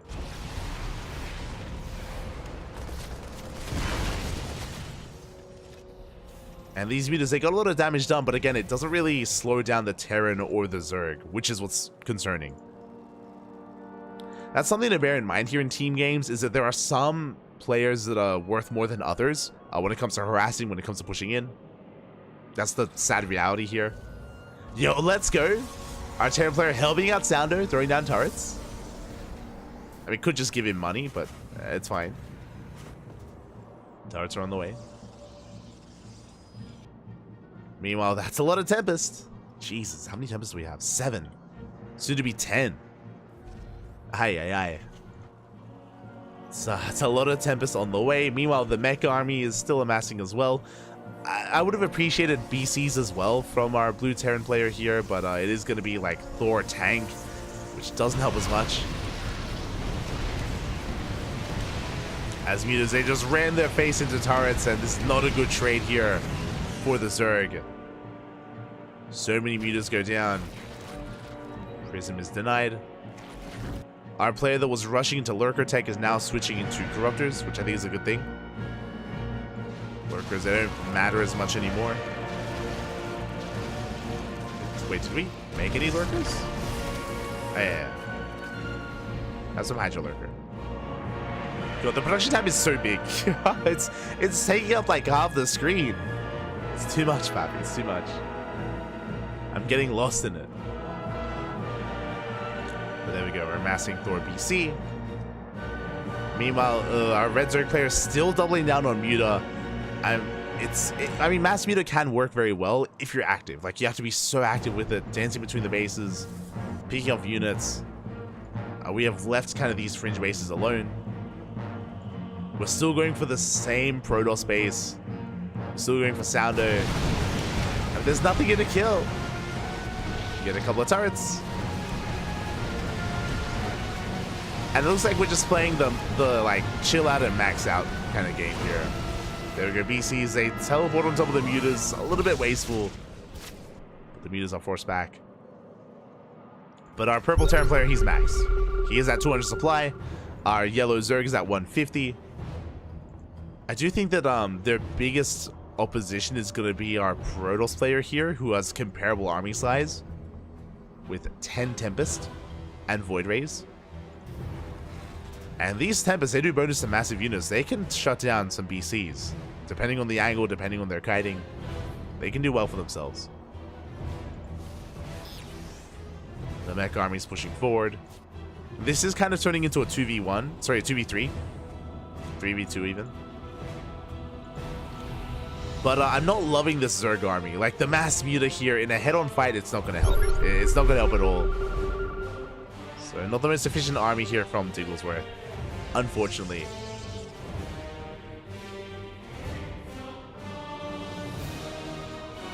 Stellar Rumble coming in, hits the base. But again, we're harassing Sounder. It's fine.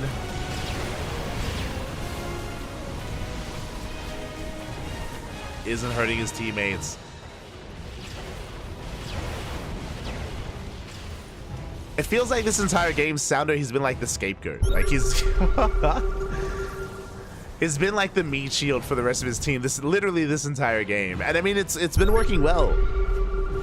Like both his teammates are maxed out with pretty insane armies. You can see once again Muta's head towards the bases of Sounder. Oh, yeah, they're going in. For a moment, I was like, yo, are they going for the Terran? No. Still not going for the Terran player.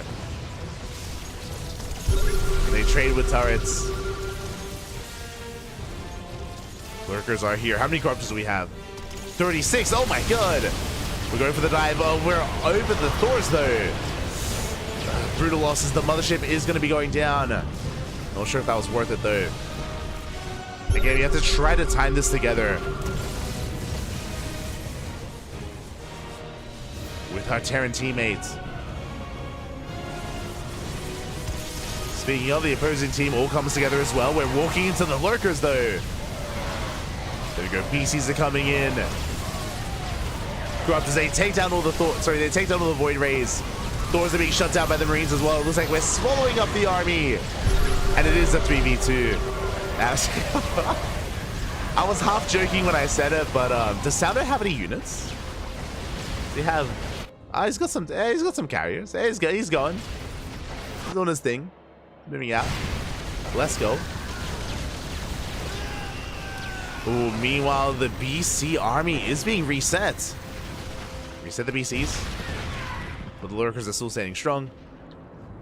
And more importantly, even though the BCs went down, we reset the Sky Toss. All the Tempest, the Mothership, the Void Rays, it all got cleaned up by the Corruptors. This would be a good moment for Broodlords, but we weren't ready for it. Greater Spire is just now on the way. Without Broodlords, we are in a bit of trouble. I mean, we have Lurkers. We're okay. We have Lurkers. We can hold. And now it's time for Sounder to shine. Here we go. The carriers are moving out.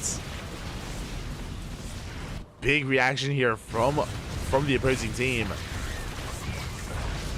And Corruptors are coming. Sounder does have a recall. He can recall back home. And he probably should soon.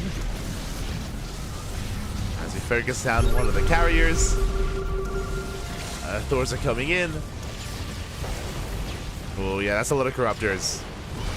A lot of Corruptors and Void Rays, and yeah, we're going to be able to clean every single carrier up. We do not recall. The army is thrown away. But once again, this is just giving time for the Terran and the Zerg player to max out. And they have remaxed. The beasts, they catch the tanks. They catch a wall of tanks. Big pickups here. From the purple Terran player.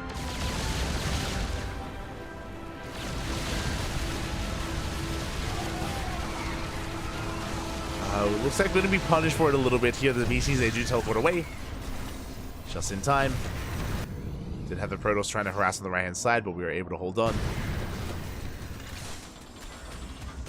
SCVs are brought forward. The Broodlords have arrived. No Spellcasters, bear that in mind. No Vipers, no Infestors. The Lurkers, they're going ahead. They take down the tanks. And we're dragging the Thors forward. Where's the detection, by the way? Finally, we have a scan. But the Thors, they take a lot of hits. And we're breaking through the Thor army. The Protoss coming in a little bit too late to support. And it looks like we have broken through. Team Bud Air, they're breaking through. They clean up all the Corruptors, they shut down the Thors. And they're snowballing out of control. Yeah, this base is going to be broken. Tempest are being chased down. And there's not much left. I mean, the Thors, they can help, but we have Yamato. We have Battlecruiser. We have Man with Gun as well. The Marines are breaking on through as well. They step on forward. They shut down the Void Rays. And we have done it. And again, Sounder, he played his part. He played his part here. You know, he allowed the rest of his teammates to have a very comfortable start to the game. They were able to get up to 3 and 4 bases very easily. And for whatever reason, the Muta player just felt the need to harass Sounder, despite the fact that like he was posing no threat. He was the least threatening player, and then there's like, no, yes, I'll kill this one. Over and over again, just ran into turrets, shaking my head. Meanwhile, Buttsneezer and Abadabadu, they were left alone the entire time. The entire game they were left alone. I don't think they were harassing their mineral lines at all, which is yeah, quite nice. It's quite a good feeling. And with that, we're steaming on forward. We're breaking on through. Again, there's barely anything left here. There's a handful of Void Rays. Tanks and Thors are amassing in the main, but they're trickling in.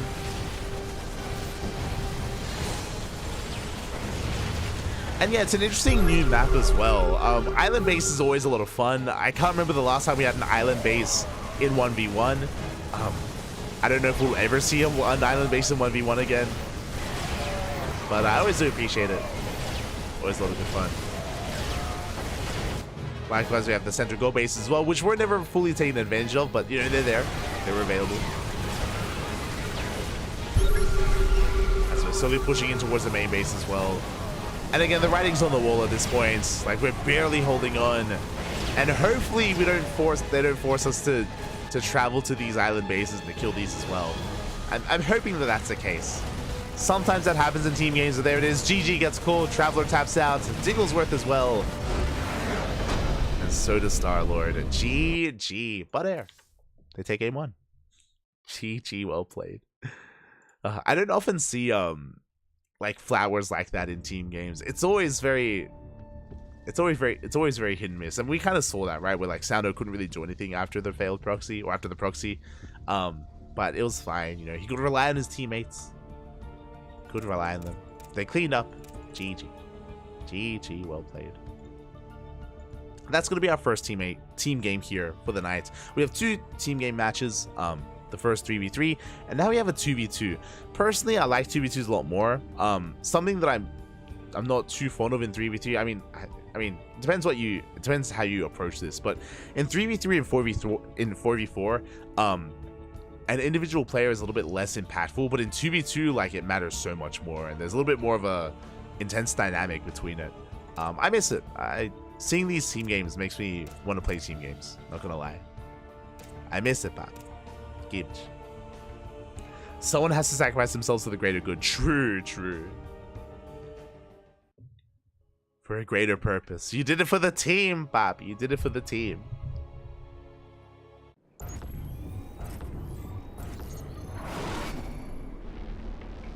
And spawning in the bottom left-hand corner, we have, our same Terran player. This time he's red for Team Bud Air. It is Buttsneezer. And in the bottom left for his teammate here, sharing the main base as we load into heavy artillery, it is going to be Soundo from the chat, the Australian Protoss. Oh, not Max. And spawning in the top right-hand corner, we have their opponents. We have the teal Terran player, Benz, and we have his teammate, Barcode. Oh, you love to see it. Beautiful. It's going to be, double Terran. Let's go. Double Terran here against a Protoss and a Terran player. Workers are moving out, and it looks like we're setting up for a proxy. This time, a joint proxy. Let's go. This is what we wanted. We have a proxy out of Soundo. We have 2 SCVs for, I imagine, proxy Raxes from Buttsneezer as well. Actually, never mind. We have 1 Rax back at home. Okay. What are we doing here? We have a 2nd Rax across the map, and I guess a 3rd Rax? So 3 Rax Reaper? Meanwhile, there's the flower. It's going to be a 4-gate out of Sounder. And yeah, 3-rack setup here out of the Terran. No gases have been taken. My apologies. So it's Mass Marine? Question mark? Don't have any gases to work with. Behind this, we do have a much more economic setup here. It's going to be a Rax Expand out of our purple Terran player. And, ooh, a Rax Expand out of our teal Terran. Sorry, that was CC first. Oh my god. CC first from our teal Terran player. So, economic opener out of our purple Terran. Greedy, very greedy opener here out of our teal Terran player. This is not ideal. This is scary. These all-ins, these proxies, they can pop off. This is ideal for Team Sounder. As we're going for a 4x. Okay, there we go. Is it going to be a 4x? No, we're going... Oh my god, we're so greedy. We're going for the gold base. We're rushing into the gold. And this greed from both Terran players, it's going to cost them the game. It's going to cost them everything here. I'll be honest, I never understand greed in team games. I feel like cheese is so common in team games. More often than not, it's just all-ins over and over again. I'm shaking my head. Especially in 2v2s. But we'll see when we figure out what's going on. We're main-nutting over. Do we have anything to defend, by the way? We have 1 Reaper. Purple Terran has 0 units. Teal Terran has 1 Reaper. That is the army. 1 Reaper against 7 Zealots and against 7 Marines. Now 8 Marines. I mean, that's just game. That's just... we're waddling in. We're waddling up the ramp. There is literally nothing at home to defend. We can pull the boys to repair. That is all we can do. There's no units in production here whatsoever. The army has arrived. We're busting them through. Yeah, boys have to be pulled to repair. That's the only way. And we can just go to town on these workers. Yeah, so many SCVs are going down. One after the other. More boys are being pulled. Again, that's all we can do. We have a tank on the way. We have a tank in production. Marines are on the way. Liberator as well. But good target firing here from Bustlings. He focuses down every single SCV from the purple Terran. And we break in. We bust on in. The wall has been broken. The tank is going to pop out. It's going to go down immediately. No GG. No GG. As Team Sounder, they take it. Congratulations, Poppy. Congratulations. Point out, both these opponents are Masters players. Yeah, I mean, it makes sense why they would be overconfident. If you're saying that both players were Masters, then their builds make sense in the sense that they were maybe overconfident, being as greedy as possible. But yeah, it goes to show that you gotta respect your opponent, especially in team games. No shot. You can't get away with that. Not like this. GG, Pappy. GG, well played. Team Sounder, they take it. And now we can focus on some 1v1s. You know, that team games are a little bit more chaotic. There's a little bit less like to analyze there when it comes to team games, but we're going to be getting into a 1v1. The final redeemed replay here from Sounder. It is a PvT here between Sounder and Shinobi. Let's go. They just bumped us the game before. Yeah. It's all coming together. But here we go, spawning in the bottom left-hand corner of Post Youth. We have our red Terran player. It is our opposing player, our opponent, our challenger, Shinobi. And spawning in the top right-hand corner, we have his opponent. We have the Australian Protoss from the chat. It is Sounder. First things first, you're an animal for not vetoing this map. You're crazy. As Post Youth, one of the more unorthodox maps in the map pool. It is a map that has a hybrid free pocket base, or just a second base in your main here, free for yourself and your opponent to take advantage of. So yeah, you just have a free expansion. Free base is available. Likewise, your third can be quite defendable as well. You do have some points of elevation. It is a little bit more wide open, so there is that at least, but it's a little bit awkward to engage from multiple locations. So we have seen quite a lot of long late game here on Post Youth as a result. But I'm excited. We'll see how this all comes together. I'll be honest, I think I said this before. I have not had the luxury of laddering this season. I've been busy casting, or I've been busy being sick, and I just haven't been able to ladder at all.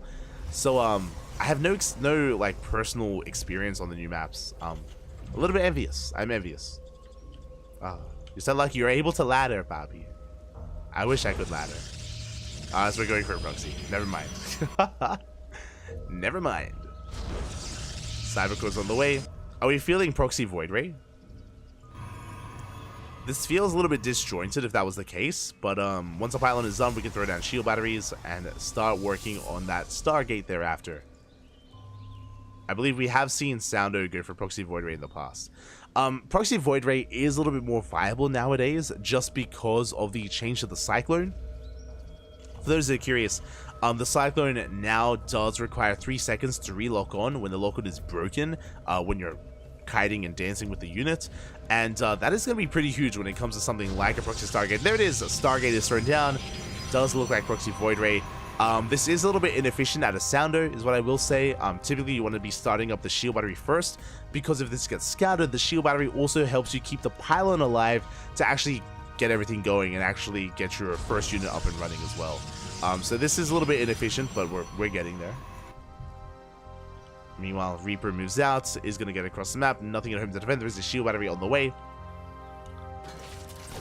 And Shinobi is going to be able to get some worker damage done. He gets 1 probe, but thankfully there isn't an adept to defend.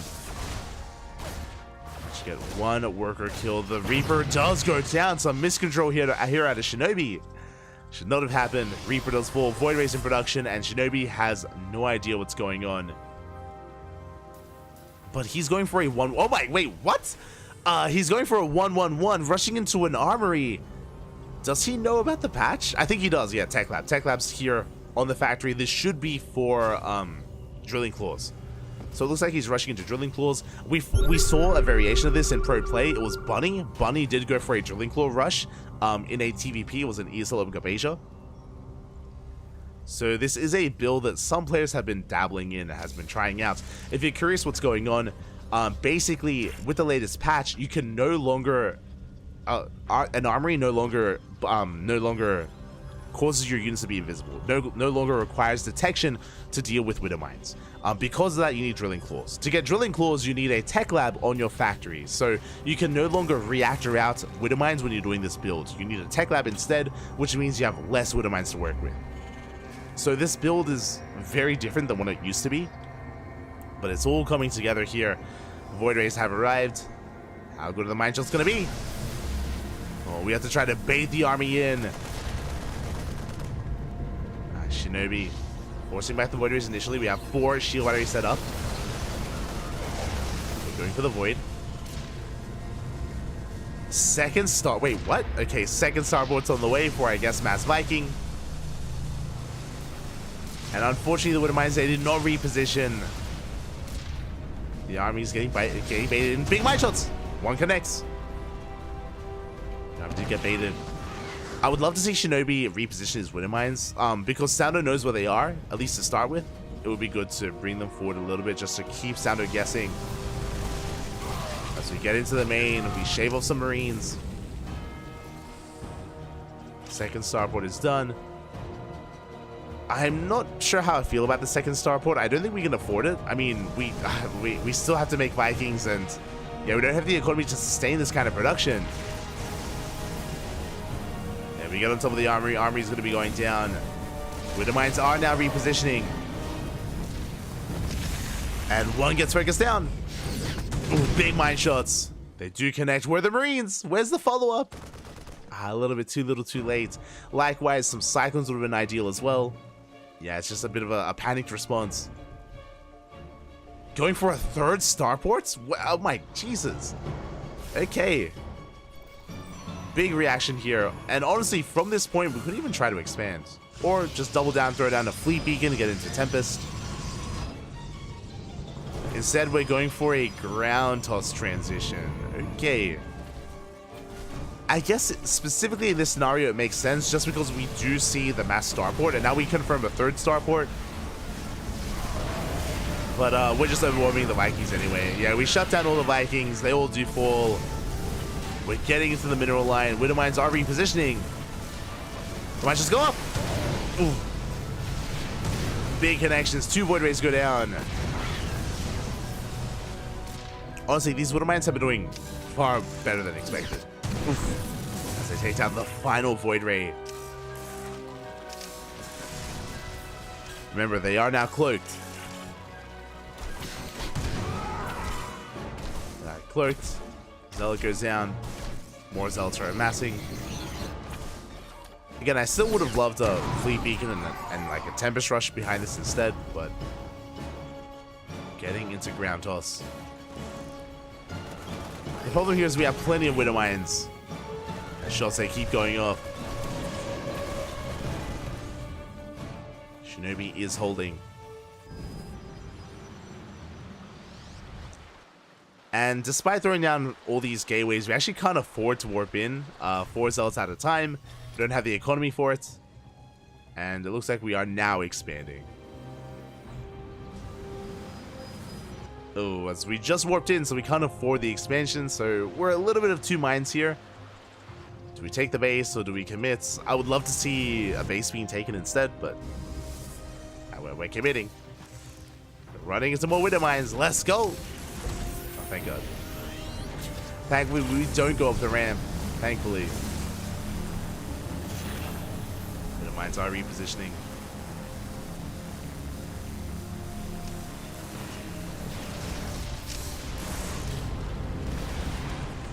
Border is being forced back. Observer has arrived. Charge is finishing up. Sounder, he does have enough for an expansion. And he is supply blocked. Supply blocked because he just warped in. So a brutal supply block that may force a Nexus, but no. We throw down another pylon. We're still committed. Oh, nice Yon Burrow here from Shinobi. Let's go. John Burrow, do avoid that. Immortals on the way. God, we have a massive minefield set up here.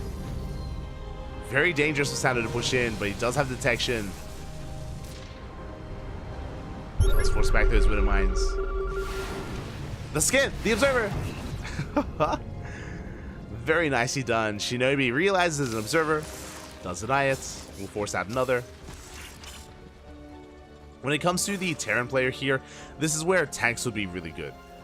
The reason why I say tank production as we're building up Marines and Vikings is because tanks can actually get within range of these shield batteries, get it even within range of the Robo, start focusing them down, and then you force the Void Rays to engage with the tanks, and of course that's where you punish the Void Rays with your Vikings, with your Marines, with your Widow Mines. You kind of force the hand of the Protoss. Said Widow Mines, they do borrow some of them and go down. Mine shots going off, Zealots are falling, and we should be able to clean up every single Zealot. The Vikings though. The Vikings, they fall to the Void Ray. And not all the Widow Mines are in position. Oh, we stand in the mines. Ay, ay, ay. And Sando is going to lose everything here. Throws away his army. Behind this, we're finally expanding. We're going for a Fleet Beacon. Again, I would have loved this earlier. I don't think the Zealots have really justified themselves yet. Not yet, at least. We are getting in. Mine shots are going up. Zealots are going down. And we're at least trading with the Marines, and we actually do clean them up. Remember, these are vanilla Marines. They don't have stim, they don't have combat shields. Don't have much of anything. Observer finally goes down, but it may just be too late. The Zealots are breaking through. They're breaking through, and Sounder, it looks like he may have just broken his opponent. Yeah, there's nothing left to defend here. No more Widow Mines, no more Marines. Vikings are falling as well. GG gets called, and Sounder, he does it. Does Frankenstein his way through that, and does take down Shinobi. GG, Papi. GG. Oh, GG, well played. Did make charge worth it in the end. Did pay off. Did pay off in the end. But yeah, really interesting build out of Shinobi. Again, we saw Bunny do this the first week of the new patch, and I haven't seen any other Terran do it yet, where you go into the armory, you get the tech lab on the factory, and you go for a very committed mine drop. It was, what was it? I think it was Bunny versus Nightmare. It was Bunny versus Nightmare. Yeah, it was like 2 weeks ago at this point. So yeah, really peculiar build, and I'm excited to see if we see that a little bit more. If like Clem or Maru or Bjorn, if they try to cook with it, if they try to make use of it in some way. Just because we've seen it pop up, but hasn't really caught on yet. Just because the original armory build has kind of been killed in a way. It's a little bit different nowadays. Nice, I appreciate. Oh, thank you for the replays, Puppy. Thank you for the replays. GG, Puppy. GG. Was entertaining. A lot of good fun. And again, as I mentioned, specifically Proxy Void Rays has been buffed in the new patch just because of the nerf to the Cyclone. It does mean that Terran players need to react a little bit stronger to get into Viking production. They need to be very efficient as well with how they use their resources, with how they produce. Like going into a third starport was a waste. I do think that was just, yeah, a waste of resources. And when you're on one base like that, you cannot afford to throw away minerals and gas. So you have to be precise with how you respond to cheeses like that, to proxies like that. GG. Bit of a PSA for Terran players out there. And with that, we have one replay left. We have uno mas, papi, uno mas. One replay left to go. As we're getting ready for a Zerg versus Terran between Babyling and Fu Manchu. And it's going to be on one of the older maps. On this patch, it's going to be on Alkyone. Let's go. Oh boy, I'm very familiar with these two players. I'm very familiar with Fu Manchu. He's an animal, Bobby. He's an animal, and has a very interesting play style. Can be a frustrating play style. He's very aggressive. He's overly aggressive, to his detriment, I would say. And we'll see how this all comes together. Spawning in the top right-hand corner, we have the red Terran player. The red Terran in the top right. It is Fu Manchu. And spawning in the bottom left-hand corner, we have his opponents. We have the blue Zerg player. Is in the chat. It is going to be Babylings as Tickles. Let's go. Okay. ZVT is here. Again, we're going to be loading into one of the older maps. I would have loved to have seen a newer map, but you know, Alkyone is quite a solid map itself. Again, it's a little more macro-oriented. Now that I think about it, this is the first time I'm casting Alkyone all day.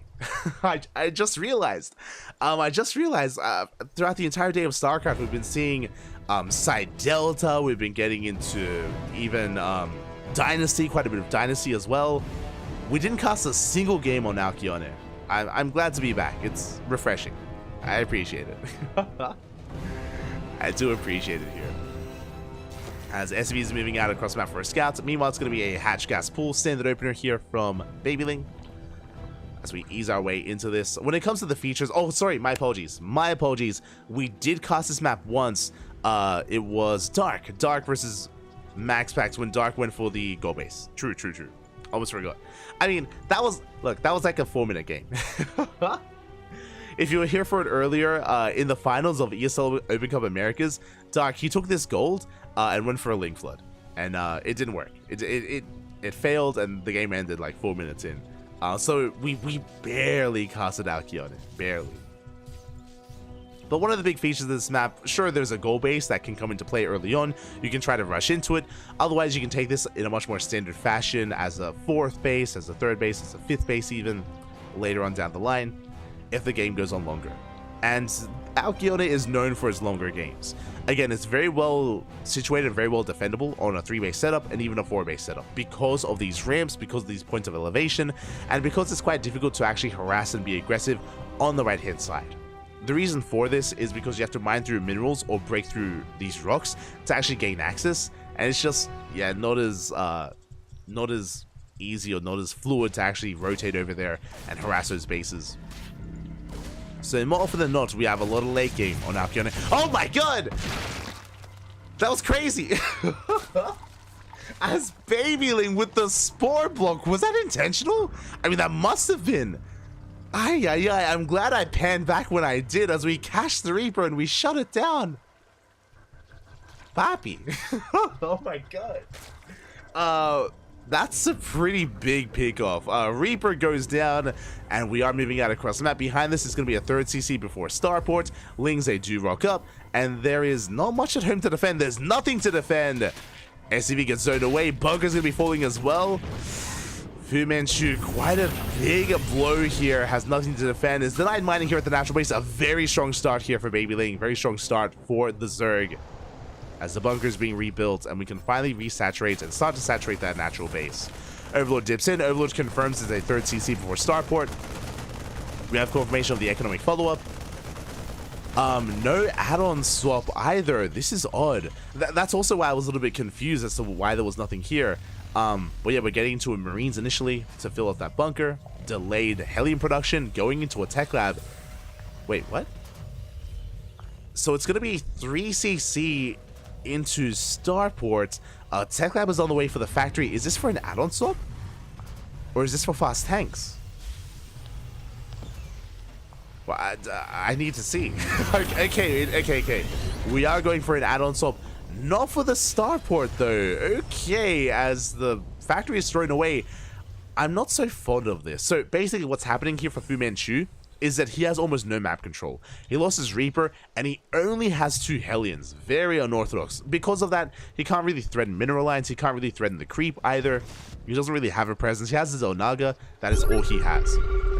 Back at home, Babyling is happily joining up. We have a scan here into the main base, getting eyes on the lair timing. It is a slightly earlier lair here. Interesting, as we're going for a 4-minute 30 lair timing. We're going for a single Evo chamber as well.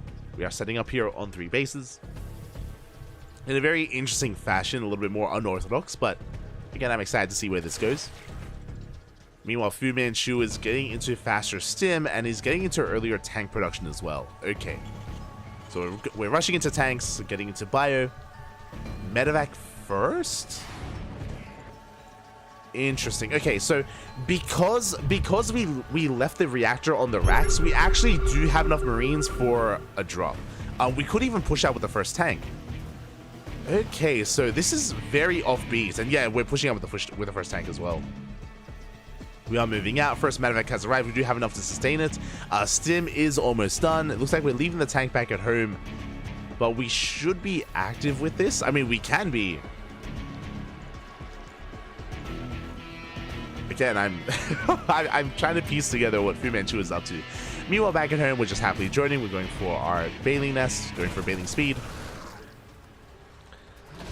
Babyling's opener was a little bit disjointed here, but we're getting it all together. The reason why I say that, typically if we're going for a fast lair, we don't go for fast Evo chambers. As we can see here, we don't have the resources for upgrades. And likewise, we are a little bit lopsided with the second Evo chamber. So it looks like maybe we were just more concerned with SimCity, just so we can wall off with Queens and make sure that there was no Hellion dive. We have full vision, so we know that there was no threat of a Hellion dive. But we just made sure that we were a little bit safer and sounder here, as we are droning. Meanwhile, Fu Manchu, I believe he's... Okay, yeah, now he's moving out with the medevac drop. Now, this drop is delayed. This is a late medevac drop. It's a really unorthodox one as well because it's only a single medevac. I'm not in love with this. This build here from Fu Manchu has been very, very strange. And it leads into this singular marine drop, like singular marine drop with stim. Sure, we have stim, but it's only one drop of marines, and we shouldn't be able to pressure too much. As we do drop into the main. And we do get a queen. So queen goes down, and no transfuser. 2 queens go down as well. So the drop is getting some value here. We get 3 queens. Really good damage. Really good damage dealt here by Fu Manchu as we drop in towards that 4th. Again, a very offbeat drop as we even get some drones. Oh my god. How many workers? 10 workers in total going down. That is more than what should have happened here. So suddenly, the inefficient build of Fu Manchu, it's worth it. It's suddenly worth it here. This drop has popped off, has done a lot of damage. With that, Fu Manchu is keeping himself up. Behind this, getting into the rest of his Raxes, working towards concussive shell, working towards upgrades. 1-1. His second eBay is delayed, so his upgrades are going to be lopsided here. Meanwhile, Babylin getting into 1-1 herself. We'll have an upgrade lead. Yeah, these eBays are a little bit late. The second eBay is late, definitely. But what I can say, though, is the creep. The creep has been looking solid. Another big reason why the creep hasn't really been deterred is because we spoke about it, lack of Hellions, right? Without many Hellions, there was very little map presence, so the creep has been getting out of hand. Likewise, we built up towards a singular medevac drop of Marines, which also went for the main base, so the creep has been left uncontested. We're finally clearing up some creep here in the center, but the creep has been freely spreading here towards the north. Shut down the drop. We can get back into spreading that creep. We can reestablish ourselves. We're on 4 bases, soon to be 5. We've drawn up to 80, an ideal worker count. Now we can start teching. We can start working towards Hive tech, towards Hydra Lurker Viper, or sorry, Ling Bane Hydra. I've been casting too much ZVP recently.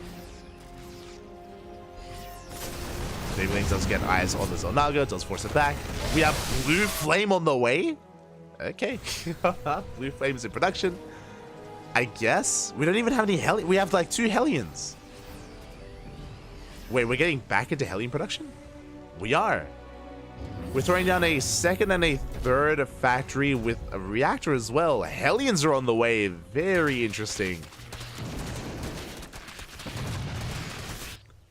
Okay, an interesting way to support the army. Is going to eat into Marine production. You see Babling attempting to harass. We spoke about this before, how secure you can be here on a 4-base setup. And you can see bunkers are finishing, depots are getting up and running. We have tanks as well. This is the power of Alcyone. This is why we get so much late game on this map, is we are quite secure, but the tanks are exposed. Yo, where are the Marines? Where are the Marauders? Where are the Hellbats even? Tanks are going to be going down. Very efficient trade here by Babling. Bailings, they roll in. Crash into the bunker. From behind. Up. Coming from behind as well, and even though we're being cleaned up, we did reset the tank count. Very worthwhile. Now that the tanks have gone down, now that the bunker has gone down, this position is that much less secure. So this could be leading to a second push. Likewise, Babling, I mean, we're still on 80 workers. We can still just focus on rebuilding and remaxing on Lingbane Hydra. Infestation bit's now on the way. We could have thrown this down a little bit earlier, but it's on the way nonetheless. And because we reset the tank count, we're under no threat. Fu Manchu can't really push. He can go for drop play, yes, but he can't really threaten the base too much. Not without a backbone, not without tanks or Widow Mines. And Fu Manchu is getting into Widow Mine production.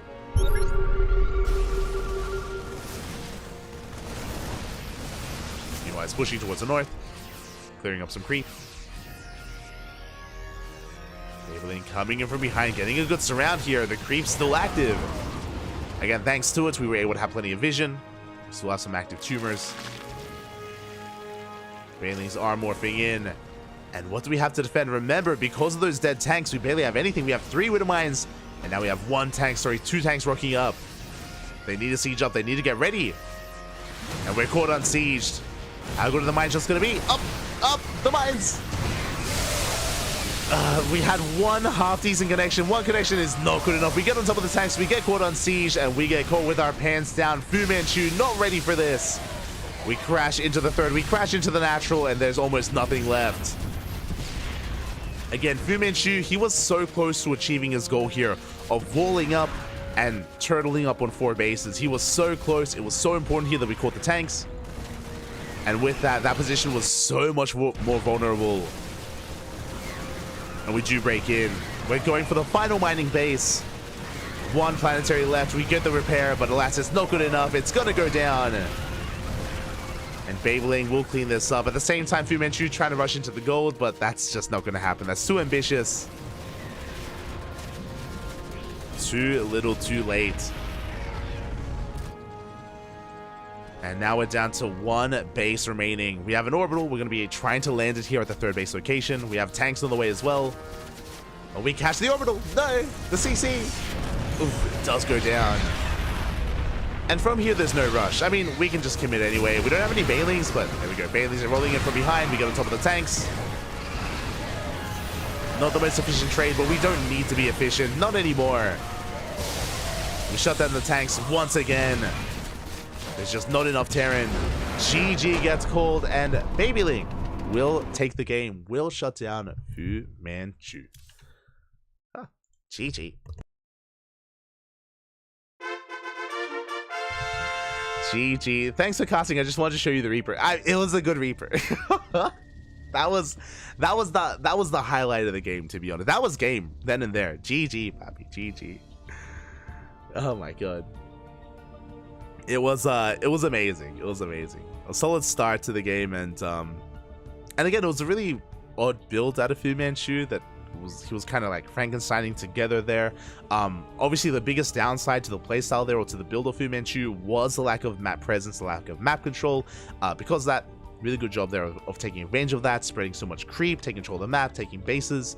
And outside of the first Marine drop, which did do a lot of damage, outside of that, there was really nothing threatening Babyling there. Likewise, able to identify all those exposed tanks, and basically when those tanks went down, that was game then and there. Like we just gained so much momentum from that moment. GG, well played, very well done. And with that, we have caught up with our viewer replays. We've caught up, Pappy. GG. Again, they were kind of banking up for a while, and I do apologize for that, but we have finally caught up, and hope you enjoyed. Hope you guys enjoyed yourselves. Again, a little bit less serious, a little bit less intense here. Just going over some viewer replays, and we try to do this whenever we can. You know, we allow the viewer replays to just build up and bank up over a couple of weeks, and then we just go in for a cast. It was a little bit scary. Fun fact, for those who don't know, replays from last patch are actually broken. The patch broke the replays, which is less than ideal, and I was concerned because there were some replays that got lost there, but Sounder, he was, you know, gracious enough to give us some fresh replays to make up for that, and yeah, we had the cast. We were able to pull off that cast. Hopefully they fix the replays. I don't know if they will. Like, there are so many replays from IEM Katowice, from Masters Coliseum. There's so many replays out there that people still want to go over, and now we can't. Now we just can't go over the replays, so it is a bit of a feels bad, man. Thank you, Blizzard. Thank you for breaking replays. Yeah, we got through it in the end. We got through it. I love the viewer replays. It's a lot of fun. It's a lot of fun. It's more chill. Tis more chill. With that, we are done here for the night. Thank you so much for watching. Thank you so much for the support. We do appreciate it. We're going to be giving another streamer a raid. We'll figure out who. Let's quickly check here. Who's live right now? I know Mr. Sadsack is live. Reaper is live, but Reaper is playing Zero Space. I'm shaking my head. Who else? We have Big Gabe. Big Gabe, he has plenty of viewers. Is there anyone else that we can raid? We'll find. So I guess I could raid Mousy. Could give a raid to our South African fellow caster, community caster. Yeah, we'll figure it out. With that, thank you so much for watching. Thanks so much for the support. If you want to redeem your own replays, you can do so via the chats. You can redeem a replay reward with your channel points, so you can do so there. Otherwise, thank you for watching. You can support us on Patreon. You can follow us on Twitter, Facebook, Instagram. We're on YouTube as well. All things CranKy Ducklings. Thank you so much for watching. Thank you so much for the support. Is Fu Manchu Quito? I believe not. I believe they're different people. I could be mistaken, but I'm pretty sure they are different players.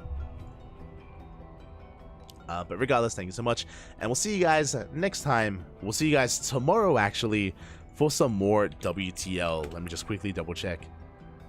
World Team League is, yeah, tomorrow in 23 hours. In 23 hours time, we got you covered with some World Team League action. Otherwise, thank you for watching. We'll see you then.